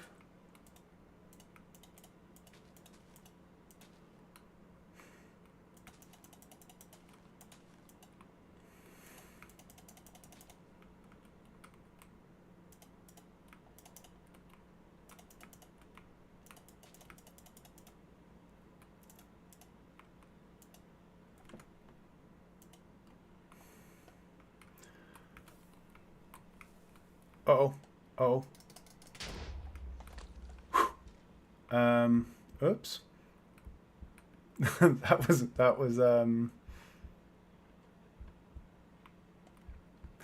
was close.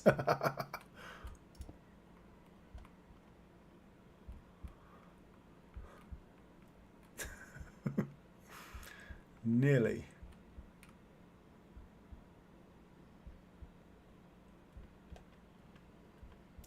You've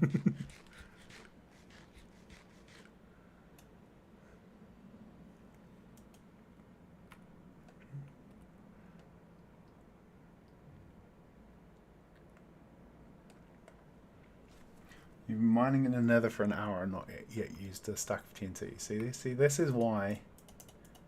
This is why we need husks to drop sand in vanilla, so that we can build farms like this, and we can all have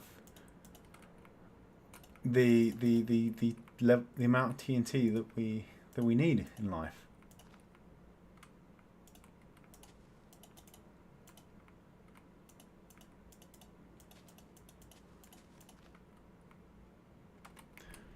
Okay, I need a bit more.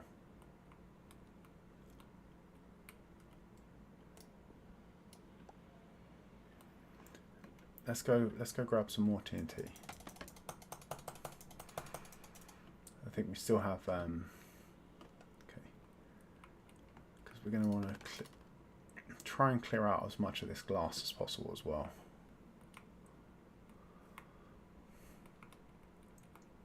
I have no idea how we're going to explode up to that.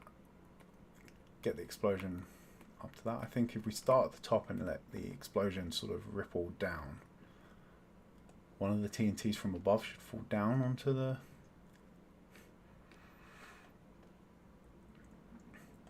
rest. Okay.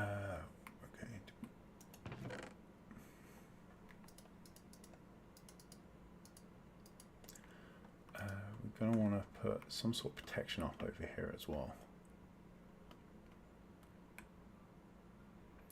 I think we start there.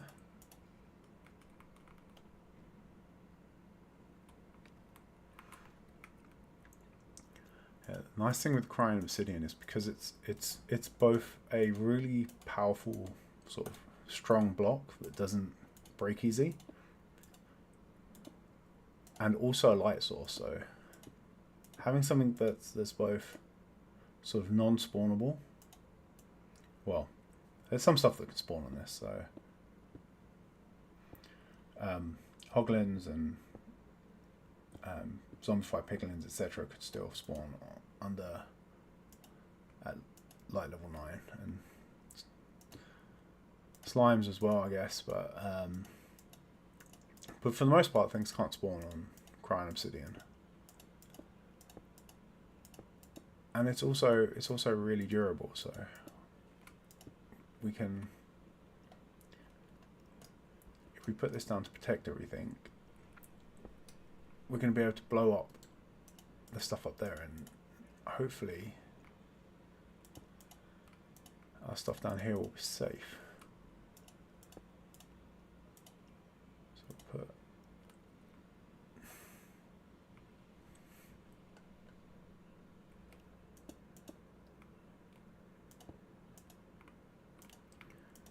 put this down, and we're not too fussed about the actual platform down there. It's mostly the stuff underneath it that I want to, the chests and the bamboo farm, that I want to survive the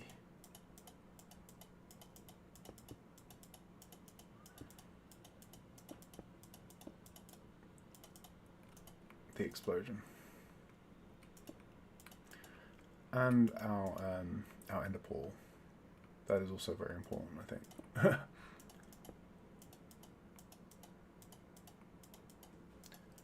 So we'll clear this, we'll cover this up, and then we'll probably need a bit above the farm up there as well.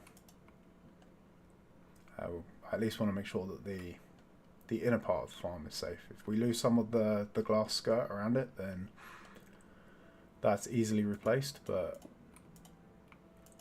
placing the blocks for the actual shifting floor is more annoying. So we would kind of like it if they survive.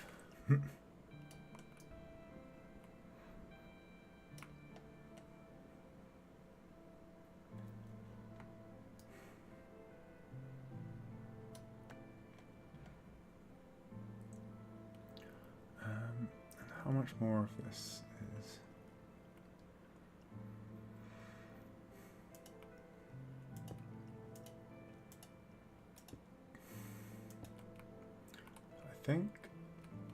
I don't think we have much of a platform underneath though, right? So if I have a look underneath, yeah. So as long as we cover up, say, one out above,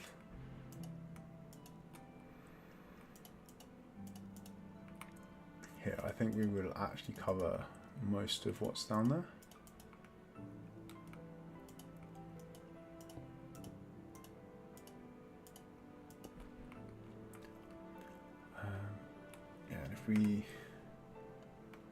Yeah, this is past all of our chests, so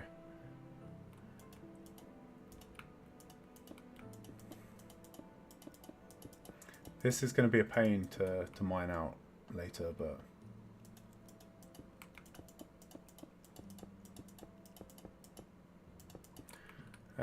we can.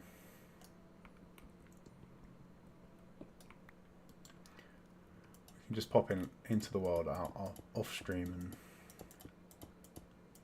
slowly work at it, or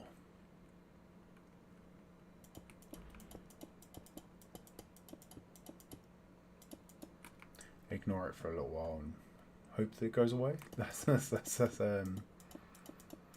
standard response to problems, right? Let's come up here a bit.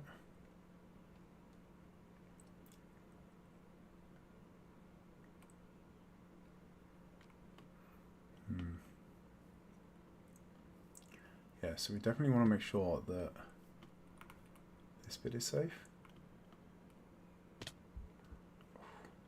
Ouch, my ankles.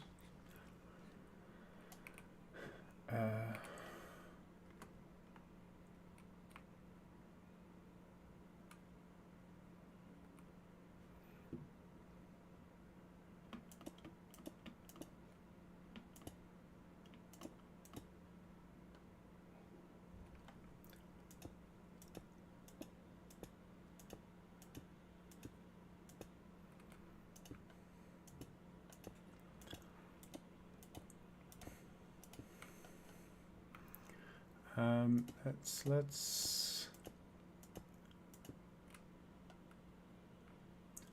okay. Yeah, it looks good, and then we'll. Oh.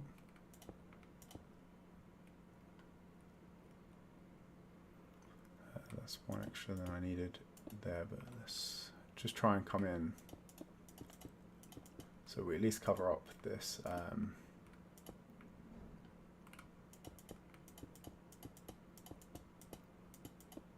This little triangle that overlaps.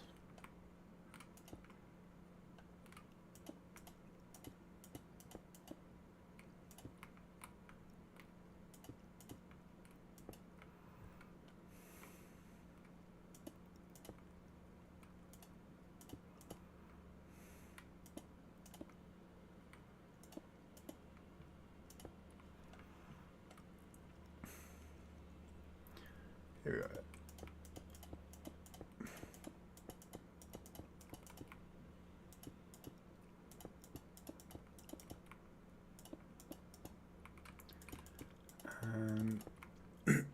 Alright, we just need to replicate this on the other side.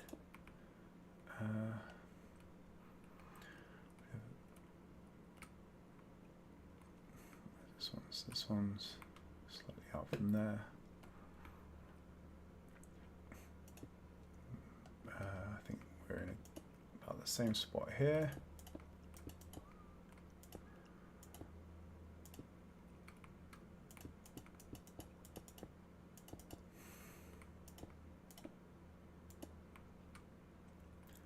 And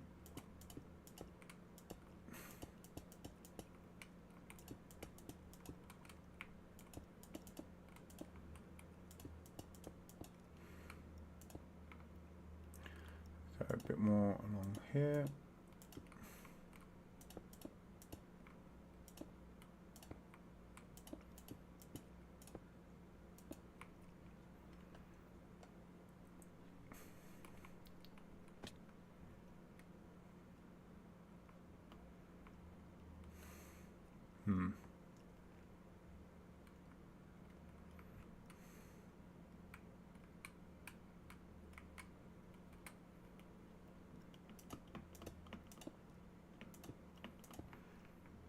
then maybe we cover up.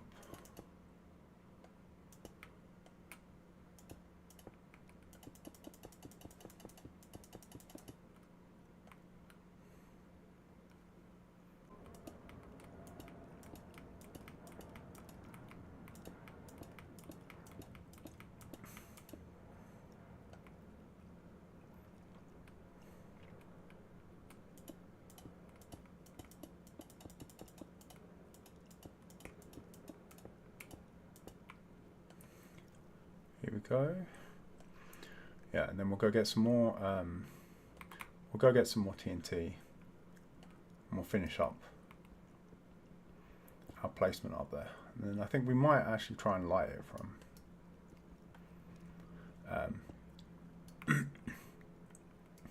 So okay, we'll grab these bits as well, so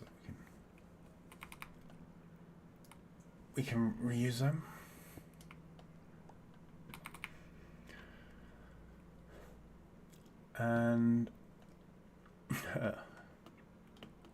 And then when we're done, it won't just be the obsidian that's crying, right? It's going to be the entire tea of the old mob farm.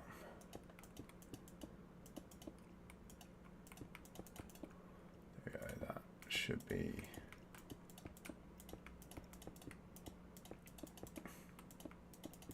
That should be enough protection.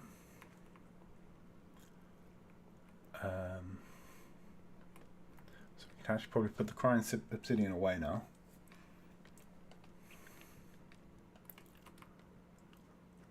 And then we want, I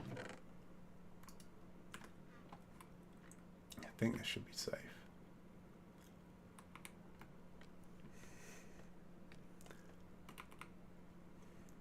Yeah, it's gonna be a pain to clean the obsidian up later, but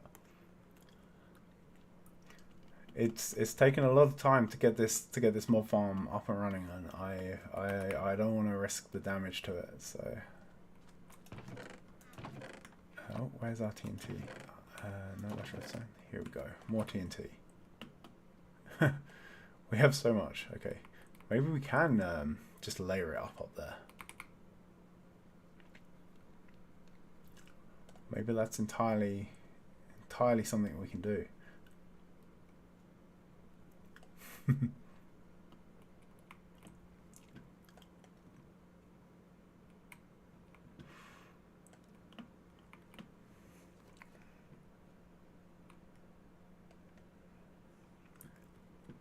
Yeah, the last thing I want is the TNT sort of landing on our existing farm.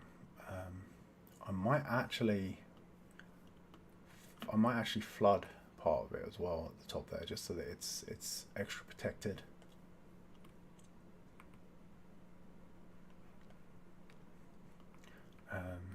That's yeah, some water's probably not a bad idea.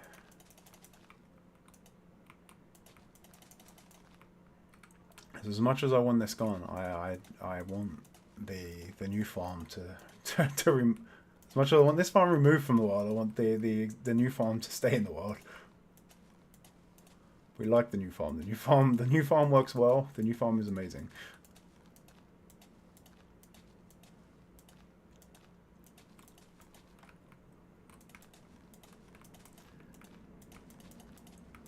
But yeah, we have to make sure that I'm recording in OBS and that we have a flashback recording going as well. Then we set this off, and then hopefully we'll be able to get a bunch of different angles on it as well.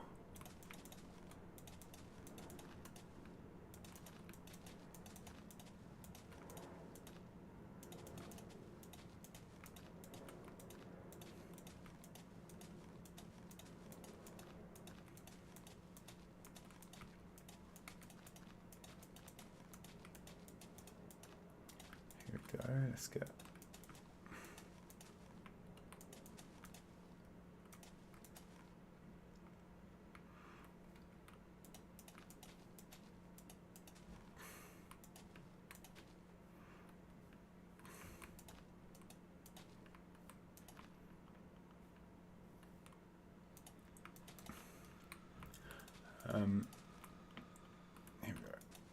we already had one. No, this seems like a good way to make another mistake like the last one. Let's keep the TNT away from the redstone. Okay, let's also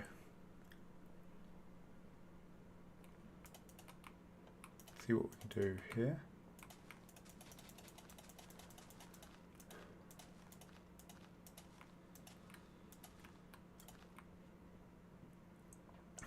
We may actually be making a mob farm up here. Where would I need a torch to cover all the way out to the tip?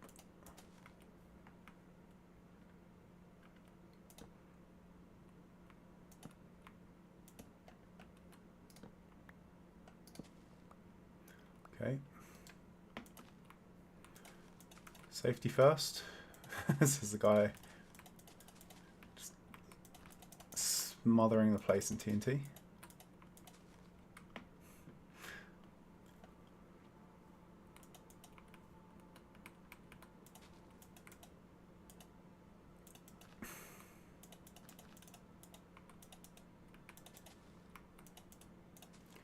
we go, some more here.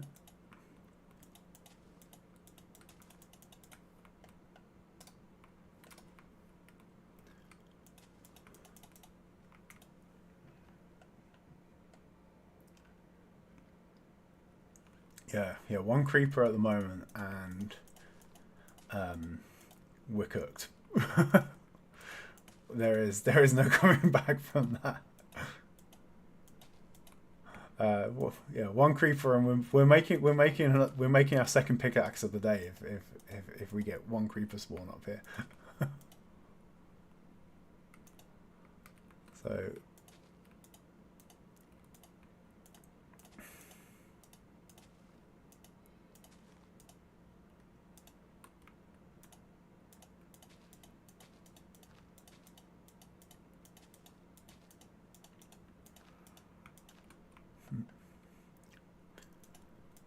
Yeah, we'll fill in this diamond, and I think we'll wait for a bit of daylight before we finish off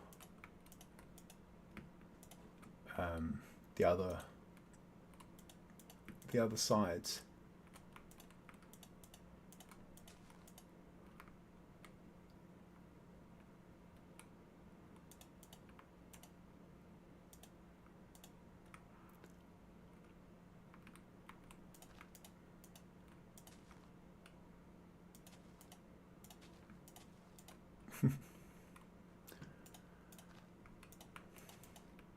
Oh, not there.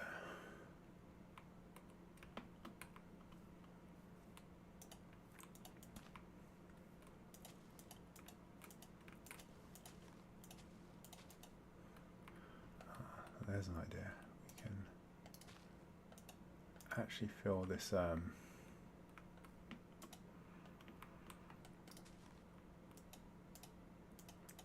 this area in. Like so. And then hopefully some of those will ignite and fall down and set off the layer below, which we can also fill in the middle section of.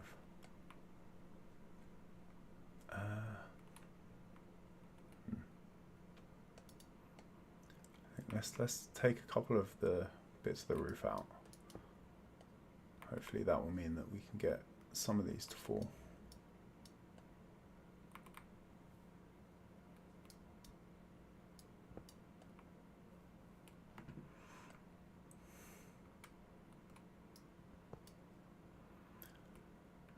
We take out that and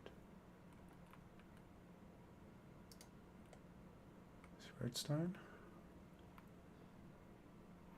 torch, and that redstone torch. Okay, I don't think this, and that observer. And I think now, if we take the pistons out as well, the hoppers. Okay, I think that should, in theory, prevent them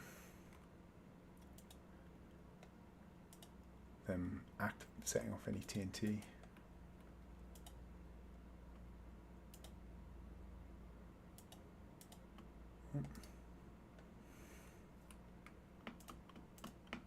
I'll just use TNT as a scaffolding block there. Nothing could go wrong with that, right? In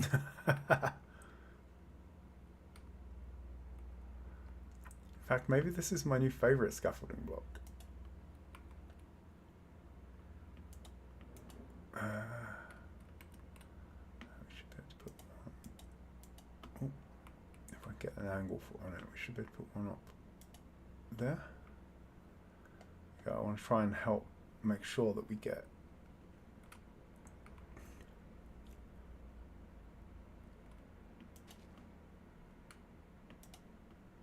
some TNT ignited down here.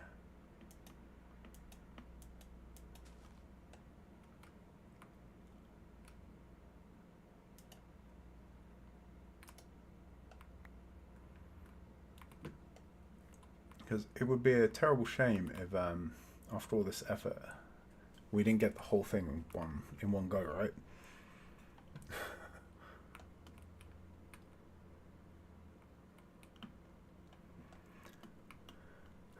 I really should have probably done an experiment on this as well in a creative world before I decided that we were just going to do this. Oh. Okay, let's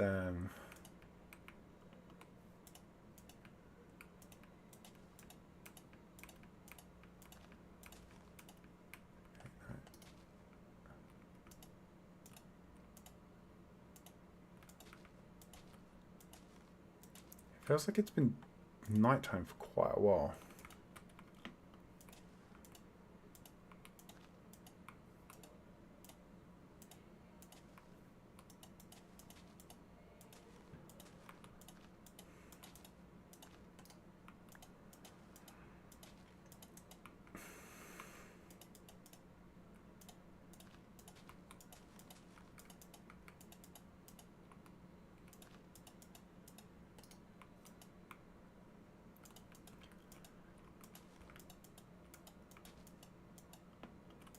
Here we go. Let's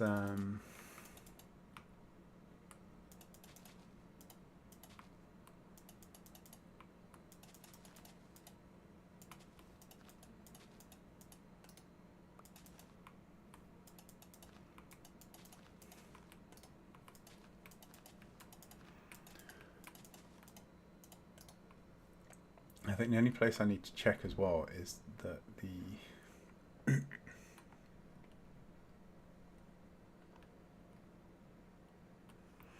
as a viewer, you want there to be a forgotten redstone.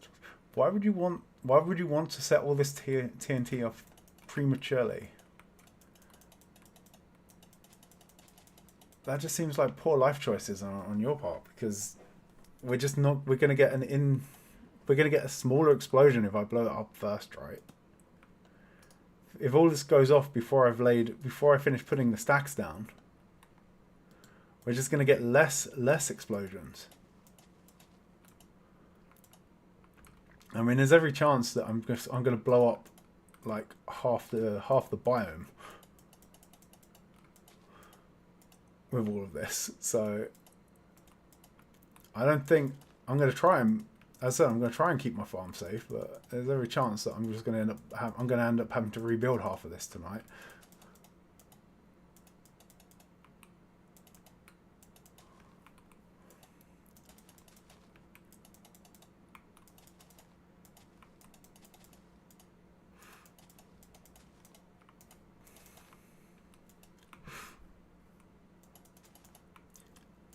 Thankfully, we have an abundance of material, so we're not really constrained on that anymore. And the modules go up pretty quick. The first module was a bit of a pain, but after that, they sort of went up relatively quickly.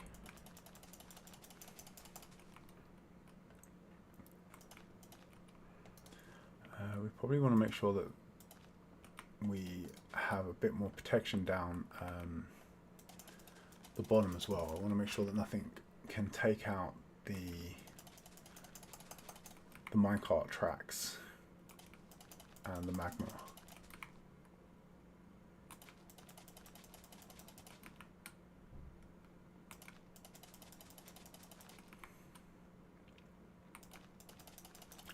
Here we go.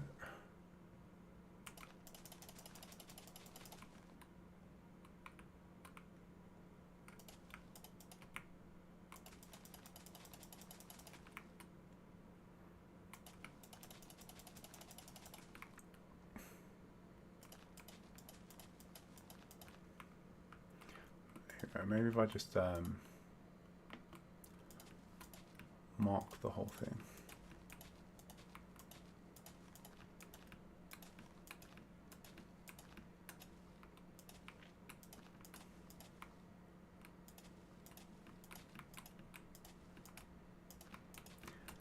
If I do the whole edge, then I just need to fill in the middle.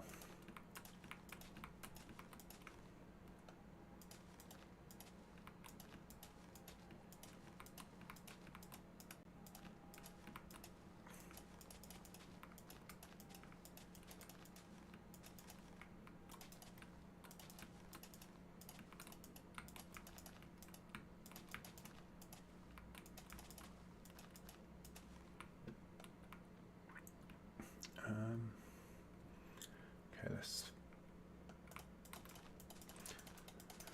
do the centers, put down some torches so it's safe.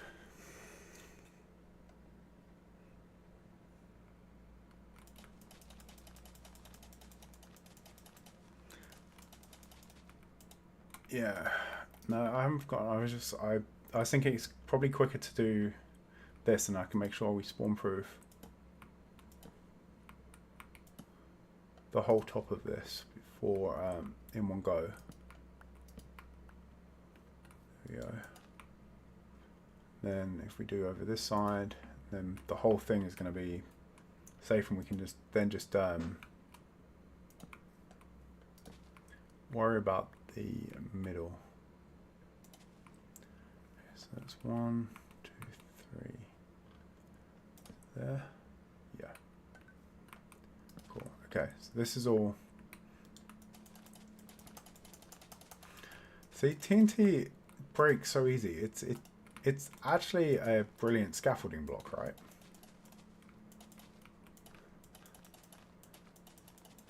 Because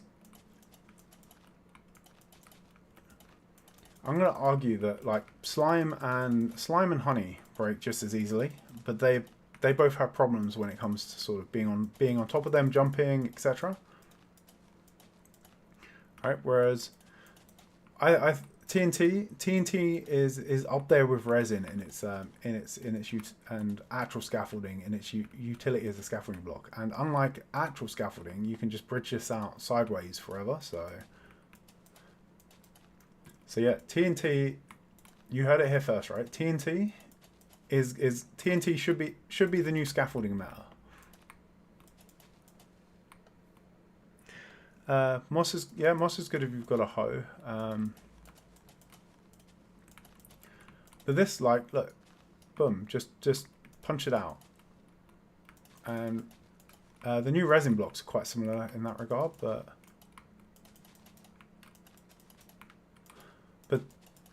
I mean, you need like you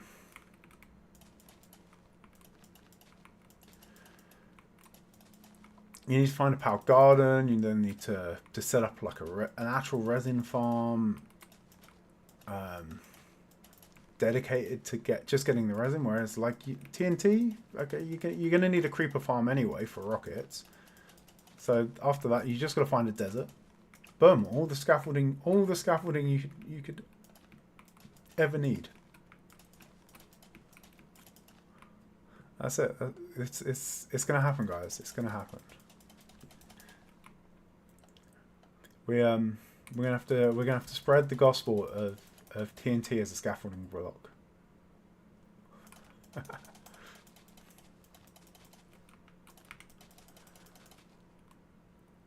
What do you reckon, Crumbs? I can drop some off at your base in on the collector's SMP just to so you can use it for scaffolding. And when you see me stood there with a flint and steel, there's absolutely nothing nothing untoward about to happen.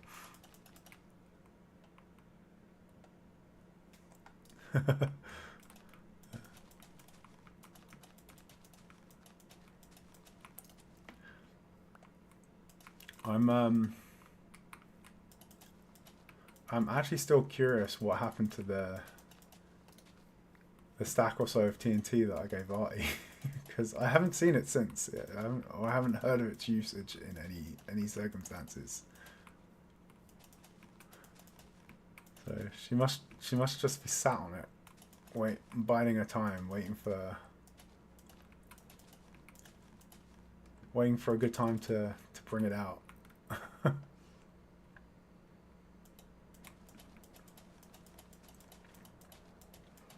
I guess the fact that V hasn't been on much probably one reason we haven't seen the TNT.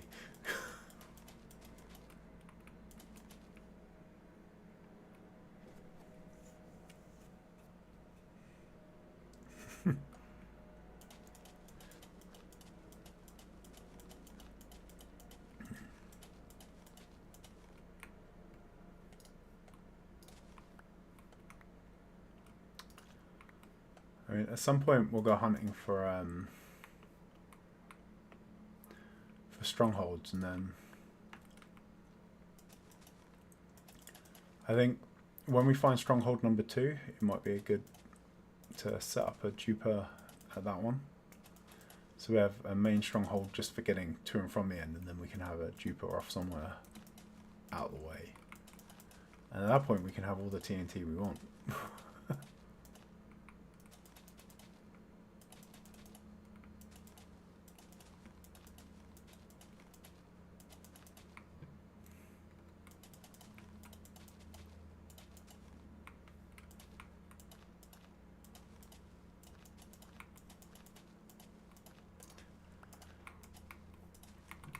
Or we just tear up some deserts. Here we go. Oh, we're nearly there now. Just oh, I was gonna say one last patch, but okay. One last medium sort of size patch to fill in. Oh no, 2 medium sized patches. Okay. And then we can get the show on the road.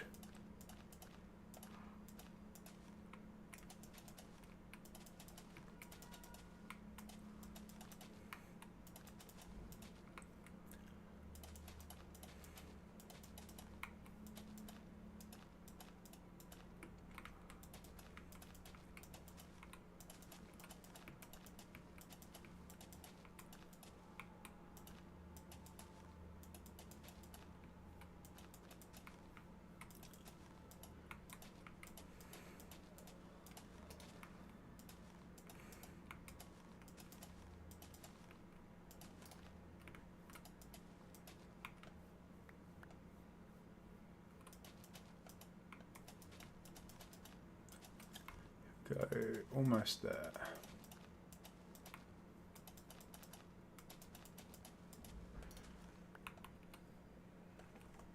Am I igniting it with a bow or with flint and steel? I was definitely thinking a bow. I don't think there's any way that that this gets lit by. Oh, where's my way down? I think it was over here. Okay. There it is. Okay.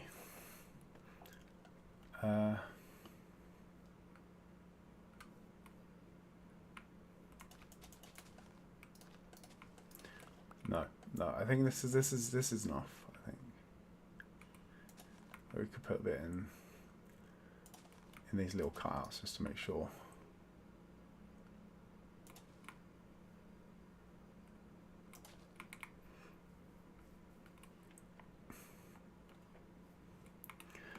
Okay. And then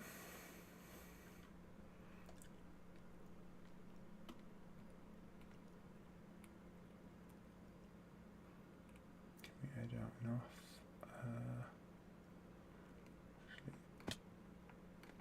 Oh, let's not die before the fireworks begin. Okay, I want to make sure that we are sort of safe here as well. So we've got that bit up there. No, okay, I think we should be okay along here.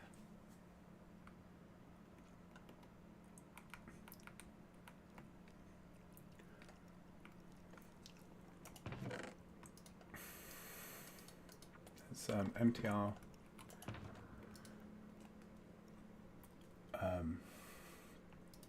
let's take our bow.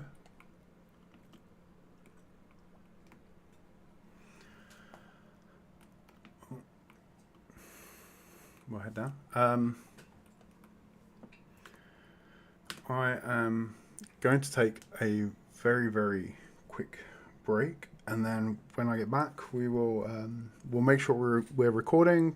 We'll make sure the flashback is going, and then we will let loose the arrow that sets this all off. So I will be back in 2 minutes.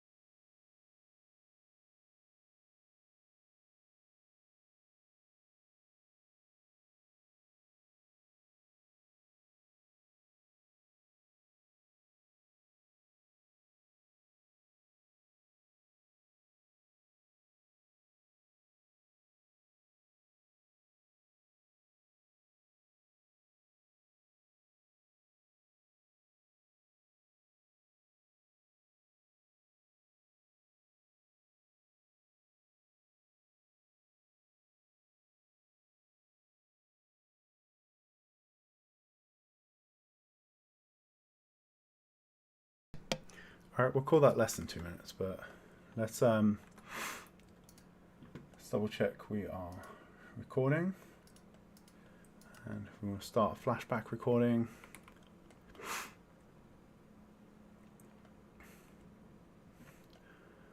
Then if we head up to the top here,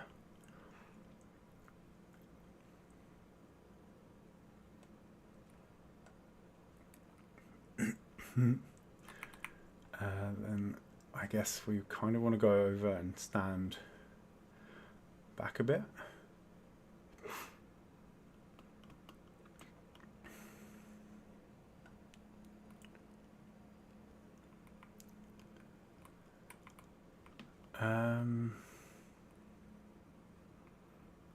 Yeah, we can wait till daylight.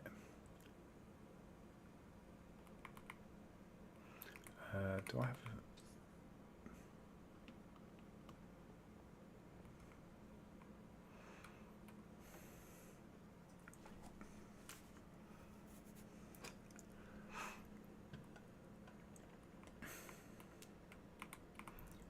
Question is, how good is my aim? Can I get that one there in the corner square? So I think if we set off the reaction from here, it should mean that most of the momentum from the explosion sort of pushes things that way, away from the farm.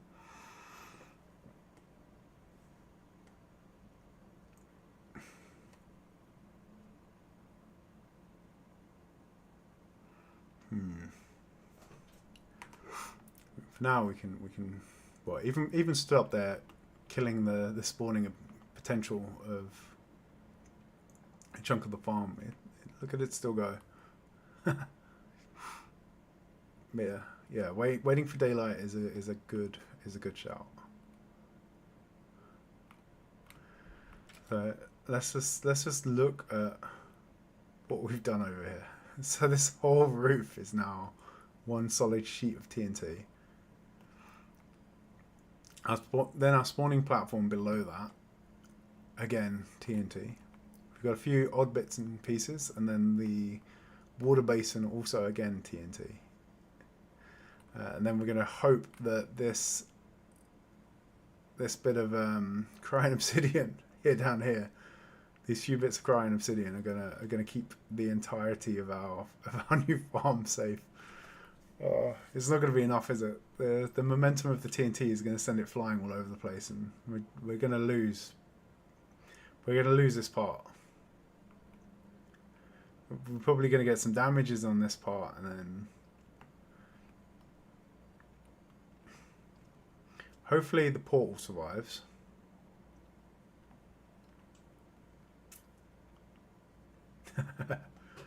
But, okay.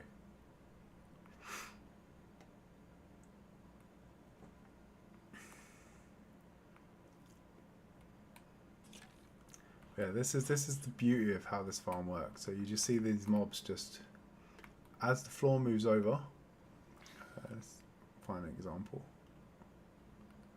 Yeah, as the floor moves over, their feet end up inside the block, and they just zip straight through the floor.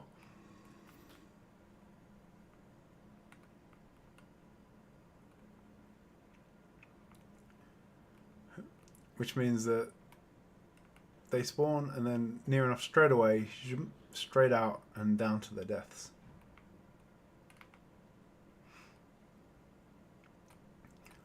Which puts their sort of time in the world that the mobs exist at quite a low value. So if we can find, let's see if we can find one. There we go. That, boom. So they're in the world for like what, a few seconds.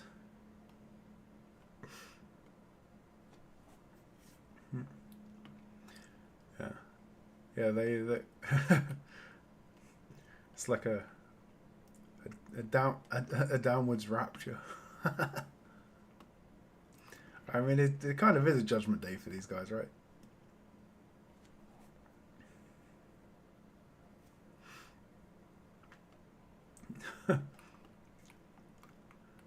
But yeah, each mob spends so little time in the world that's how we get the sand rates that we've accomplished from there. It's just that very short sort of time for them to exist. So we don't have to wait for any water flushing. We don't have to wait for any kind of AI pathfinding or movement from the mobs themselves. As soon as they come into the world near enough, they are that's it. They are dropped. They're dropped, and as soon as they hit the ground, they're dead. Except, well, occasionally you get a guy like this. This guy will have had feather falling boots on. But that's it. There, once they're down there on the magma, there's not much they can do. That just burns their feet until they die. We get witches spawn, and this is ever so slightly. This is just tall enough that a witch can't survive the drop. So the only way you survive this is by having feather falling boots on, and I guess over time that's going to become slightly more of a problem, because as the local difficulty of the area increases, as we're here, as the local difficulty increases, which is a value that increases for a chunk to say how much time you've been in that chunk, and the higher it goes, the more things spawn. But yeah, as that increases, we will see possibly more mobs with enchanted armor. But still, when it rolls for the enchanted armor, rolling for the feather falling is still going to mean that it's not. They shouldn't hurt the rates too much, but.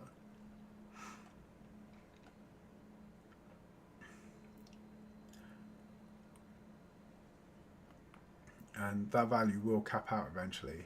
But, alright, so yeah. Still getting spawns? Yes. This is at 5. Power level 5 now.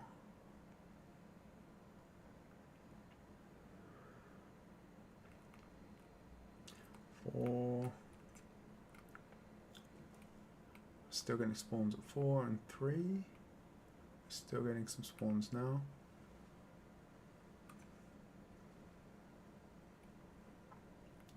Okay, 2 and alright, we don't have any spawns at 2. Okay, so we can probably take this down to, we can probably extend this line by 2 more. And then this will go off sooner. But yeah, boom time.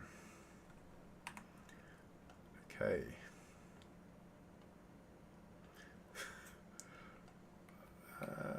Here we go.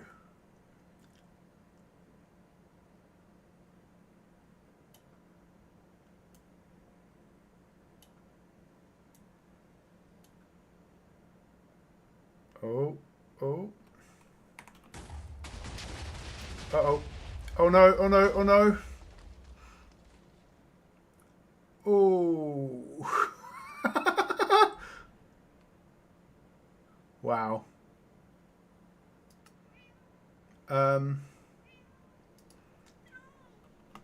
That was more than...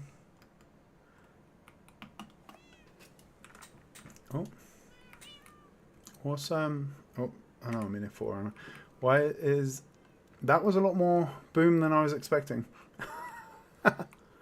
Let's take some supplies, just in case.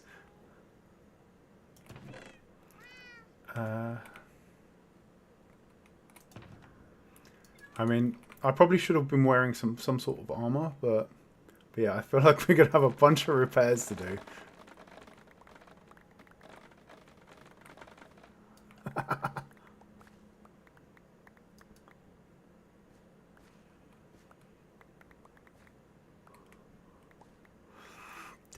Let's take that. Let's grab some string if we've got any around, and we'll make some scaffolding.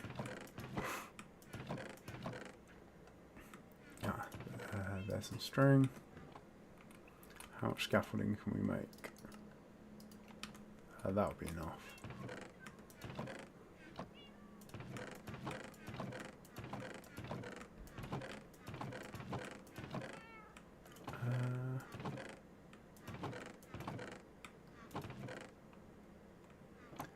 I think this might have been my bamboo chest rather than the glass one where I've put it, but alright, let's put that back. Let's go see just how much damage we've caused.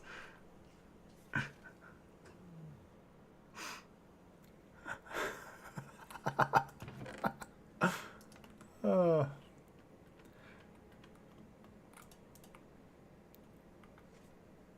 Okay.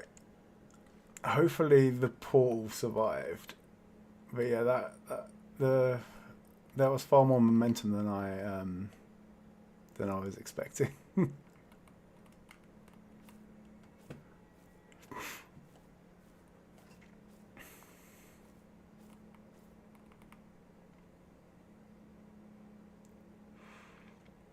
We might also need to go back and get a water bucket if anything happens to the portal and this one connects somewhere random.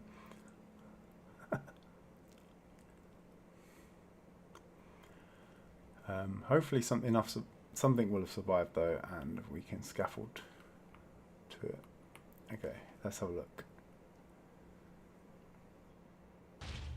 Oh, the explosions are still going off.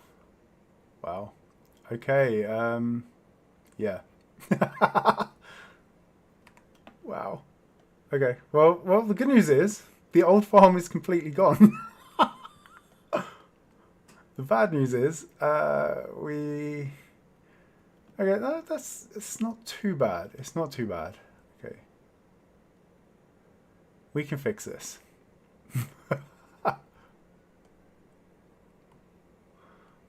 Let's.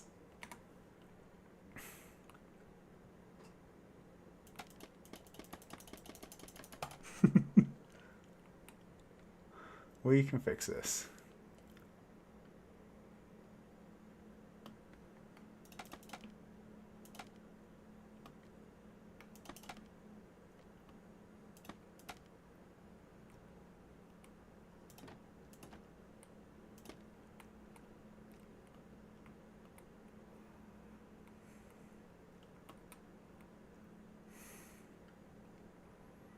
Okay. How are we actually going to get into the farm? There is a question. Okay, the row stuff didn't survive. Okay, we got one. We got damage to the rows in one spot.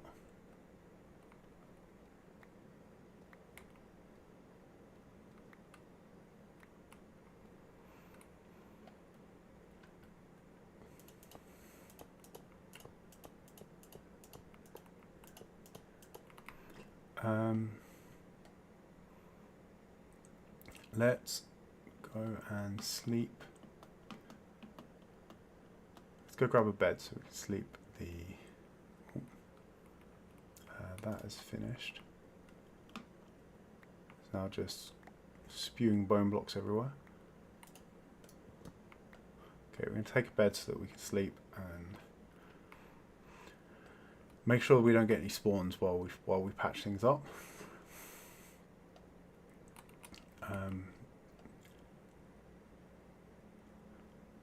It looks like it looks like that's mostly okay. We're just going to need some slabs.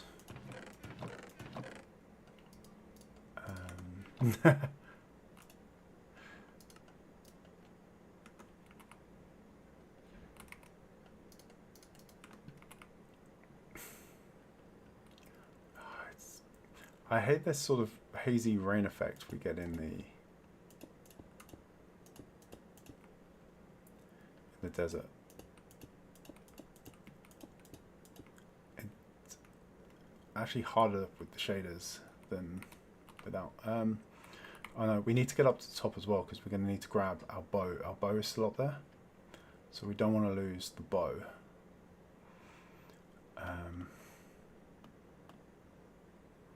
So we should.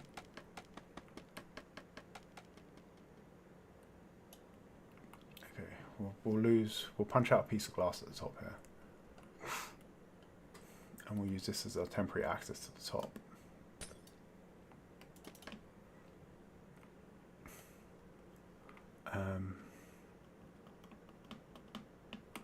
Okay, so our stuff is over here. Let's go grab that. Uh-oh. Oh crap. Why? Why? Why have we got creepers guarding our stuff? Let's manually force some updates. That will cause stuff to fall down.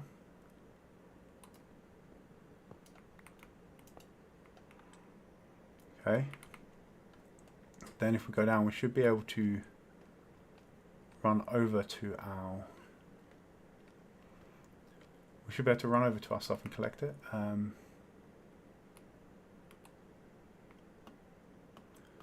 For now, we're gonna...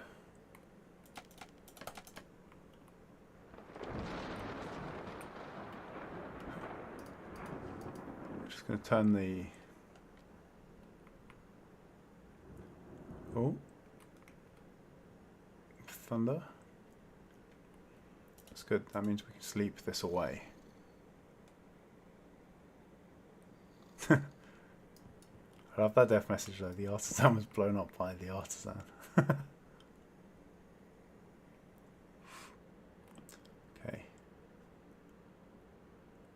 So if we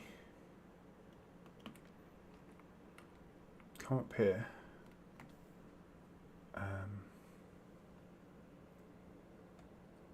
so where did our bow go?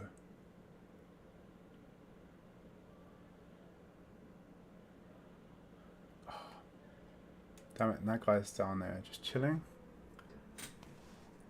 Right, I think we might, our bow might still be up there, so if we'll have to go, we'll have to head back up.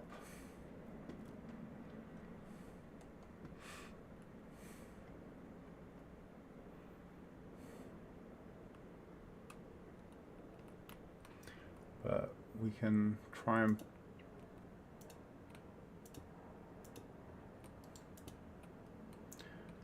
okay, so we're at least able to repair there.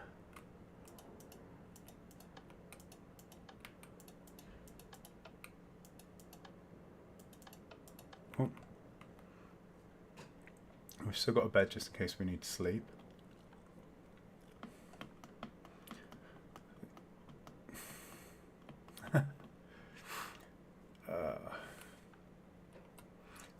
Why do I do these things to myself? I mean, it was pretty good though. I actually can't wait to watch the replay back. Oh crap. What are you doing up here?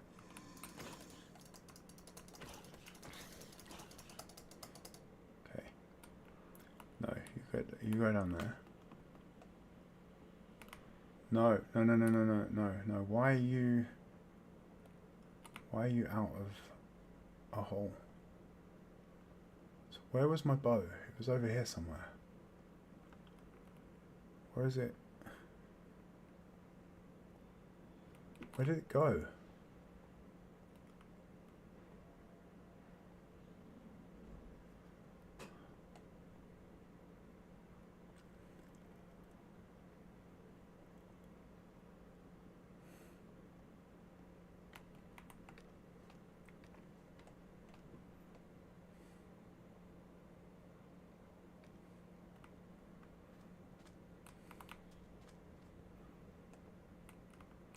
Oh, we've got bunnies spawning.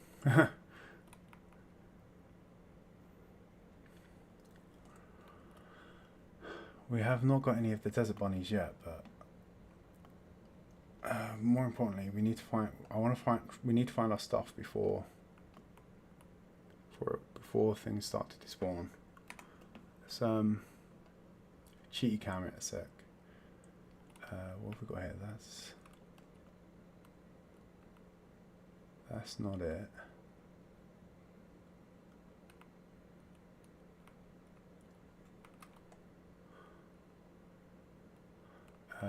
Okay, I think our bow is probably gone. We can live with that. It is a bit dangerous up there though, so we probably need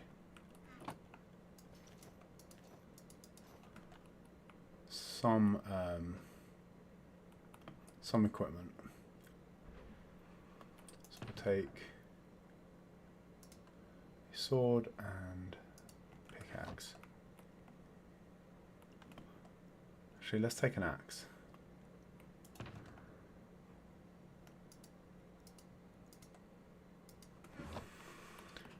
Okay.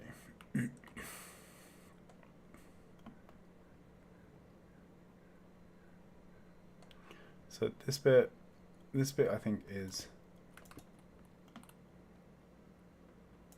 mostly okay.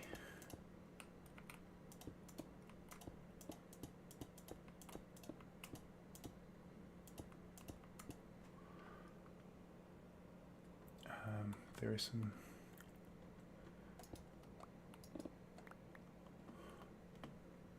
gaps around here.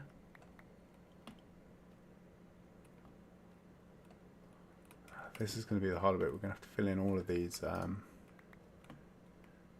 tiny gaps. Do we have any magma over here? It's a question. We might have to go back through the nether to pick some more up, Hopefully there'll still be a stash. I can't see us needing more than okay. We got a little bit. Let's grab some food as well.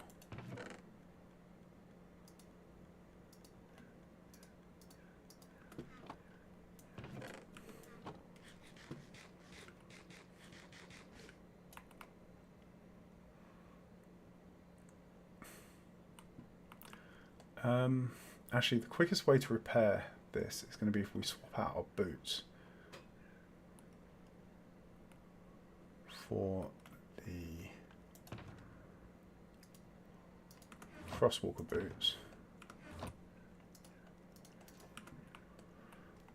And then with that we can then run around on the magma without getting hurt and fill in any bits that need filling in. Here we go. Yeah, this is much easier.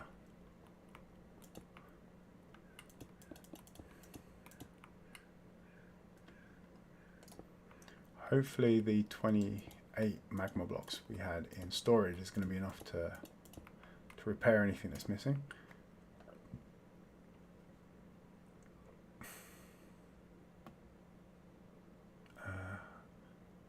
Though I'm not entirely sure, given the size of this hole.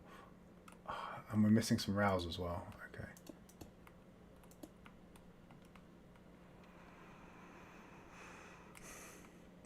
Was there? Was the other rails intact underneath it? Yeah. Okay. Let's go get some more powered rails.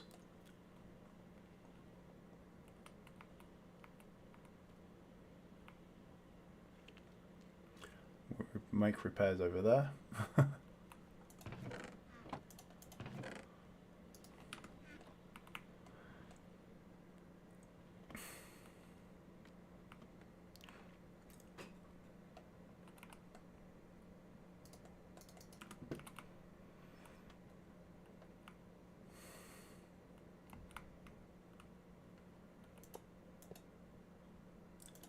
I mean, that was a pretty cool explosion. I think once I've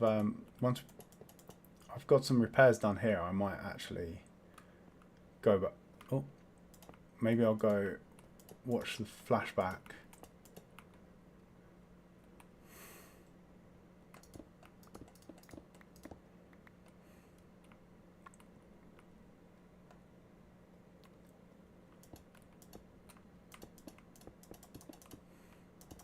I mean, you guys probably don't want to see the repair job, right? I can do that another time. So yeah, I'll probably let's finish the recording.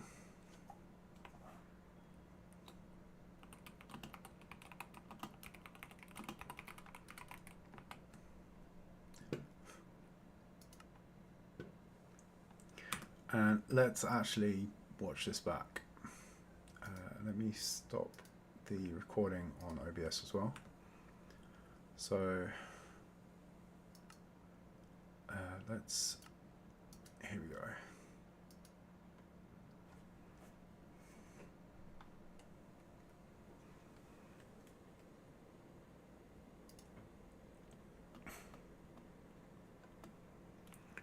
Okay, so let's get a good vantage point to play this back.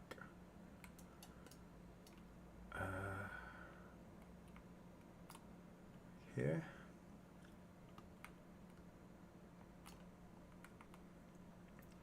Then where does the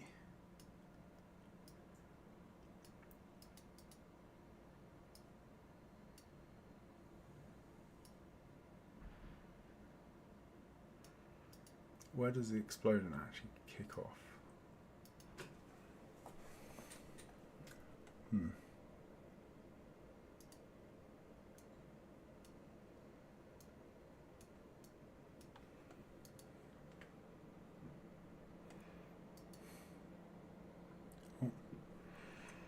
Let's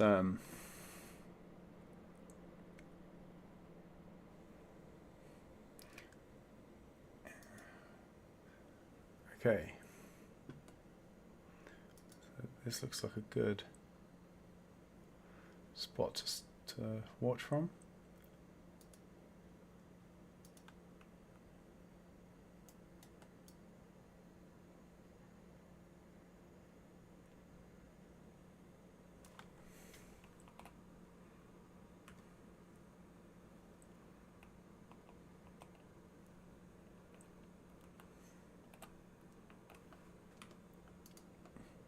Let's. Okay, we can't toggle the mods quite as easily here.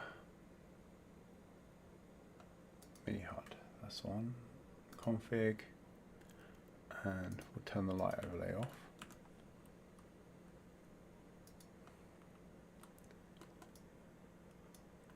Here you go. Where did the explosion start? Oh.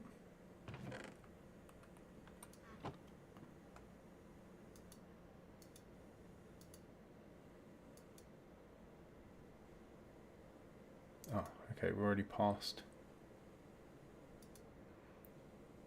it there.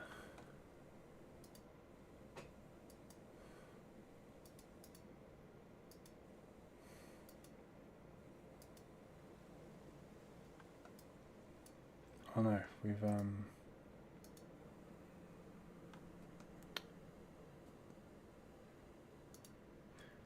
alright, no, let's try this again. Replay.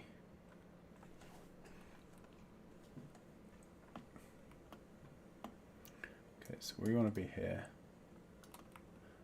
I think my death happens here. Okay, my death happened, that we changed dimension there, so that was when we were making our way back.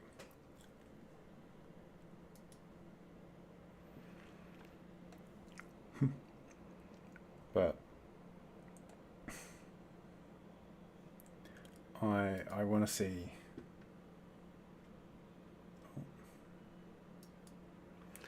Right, no, Minecraft is freezing up.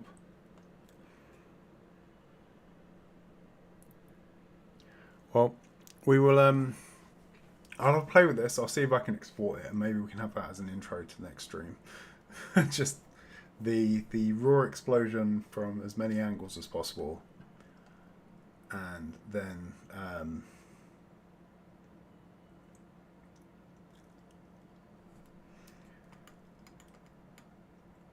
yeah, we'll have the raw explosion from as many different angles as possible as an intro next week, if I can get the tools to play nice, and then we will and then we'll crack on with whatever we work on next week.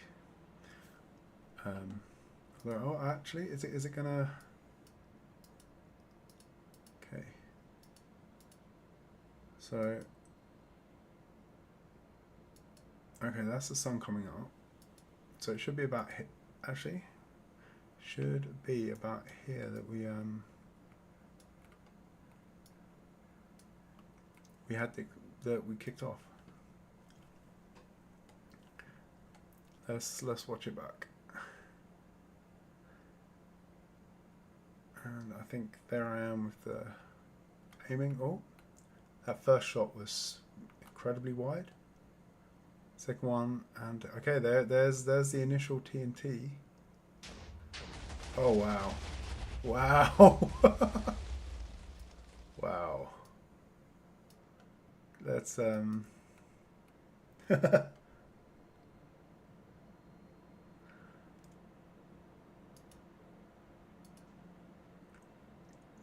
that was something.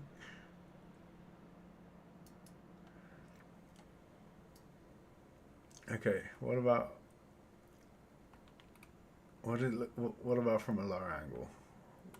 What do we get from this angle?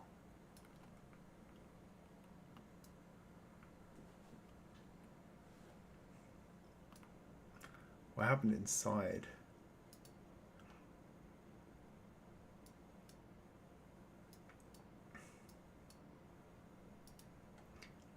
Okay, sun coming up.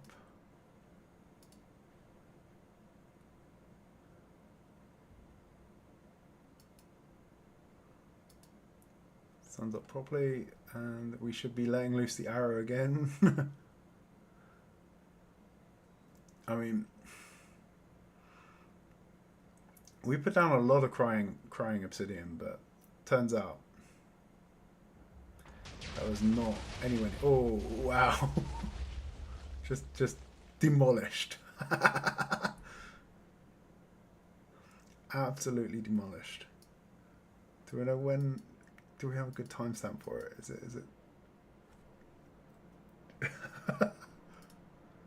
Is it here? Oh, it's brilliant. It's brilliant.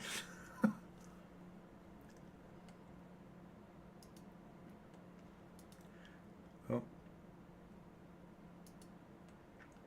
Flashback is struggling a little bit with it though, so no. If we can find a good timestamp, we can. Oh, okay. So I think it was about here where we started, right?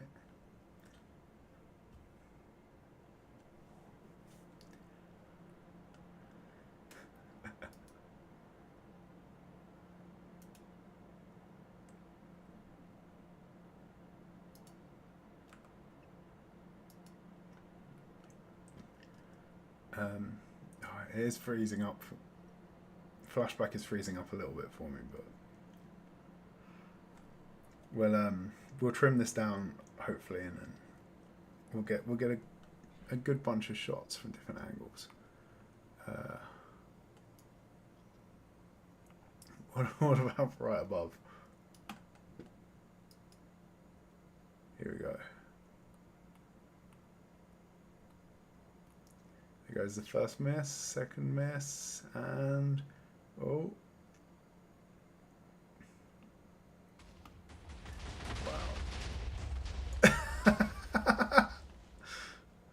Wow. Okay. Yes. I think I'm going to spend a bunch of time eyeing this up, and I'm going to spend a bunch of time eyeing that up, and I'll export a few. Maybe we'll get a good. Maybe we can get a good short or two out of it, and yeah, if you've well, please give the video a like. The likes will help me feel better about blowing up our favorite new farm. Subscribe if you want to see more dumb crap like this in the future, and I will hopefully see you all next week with another episode. Bye.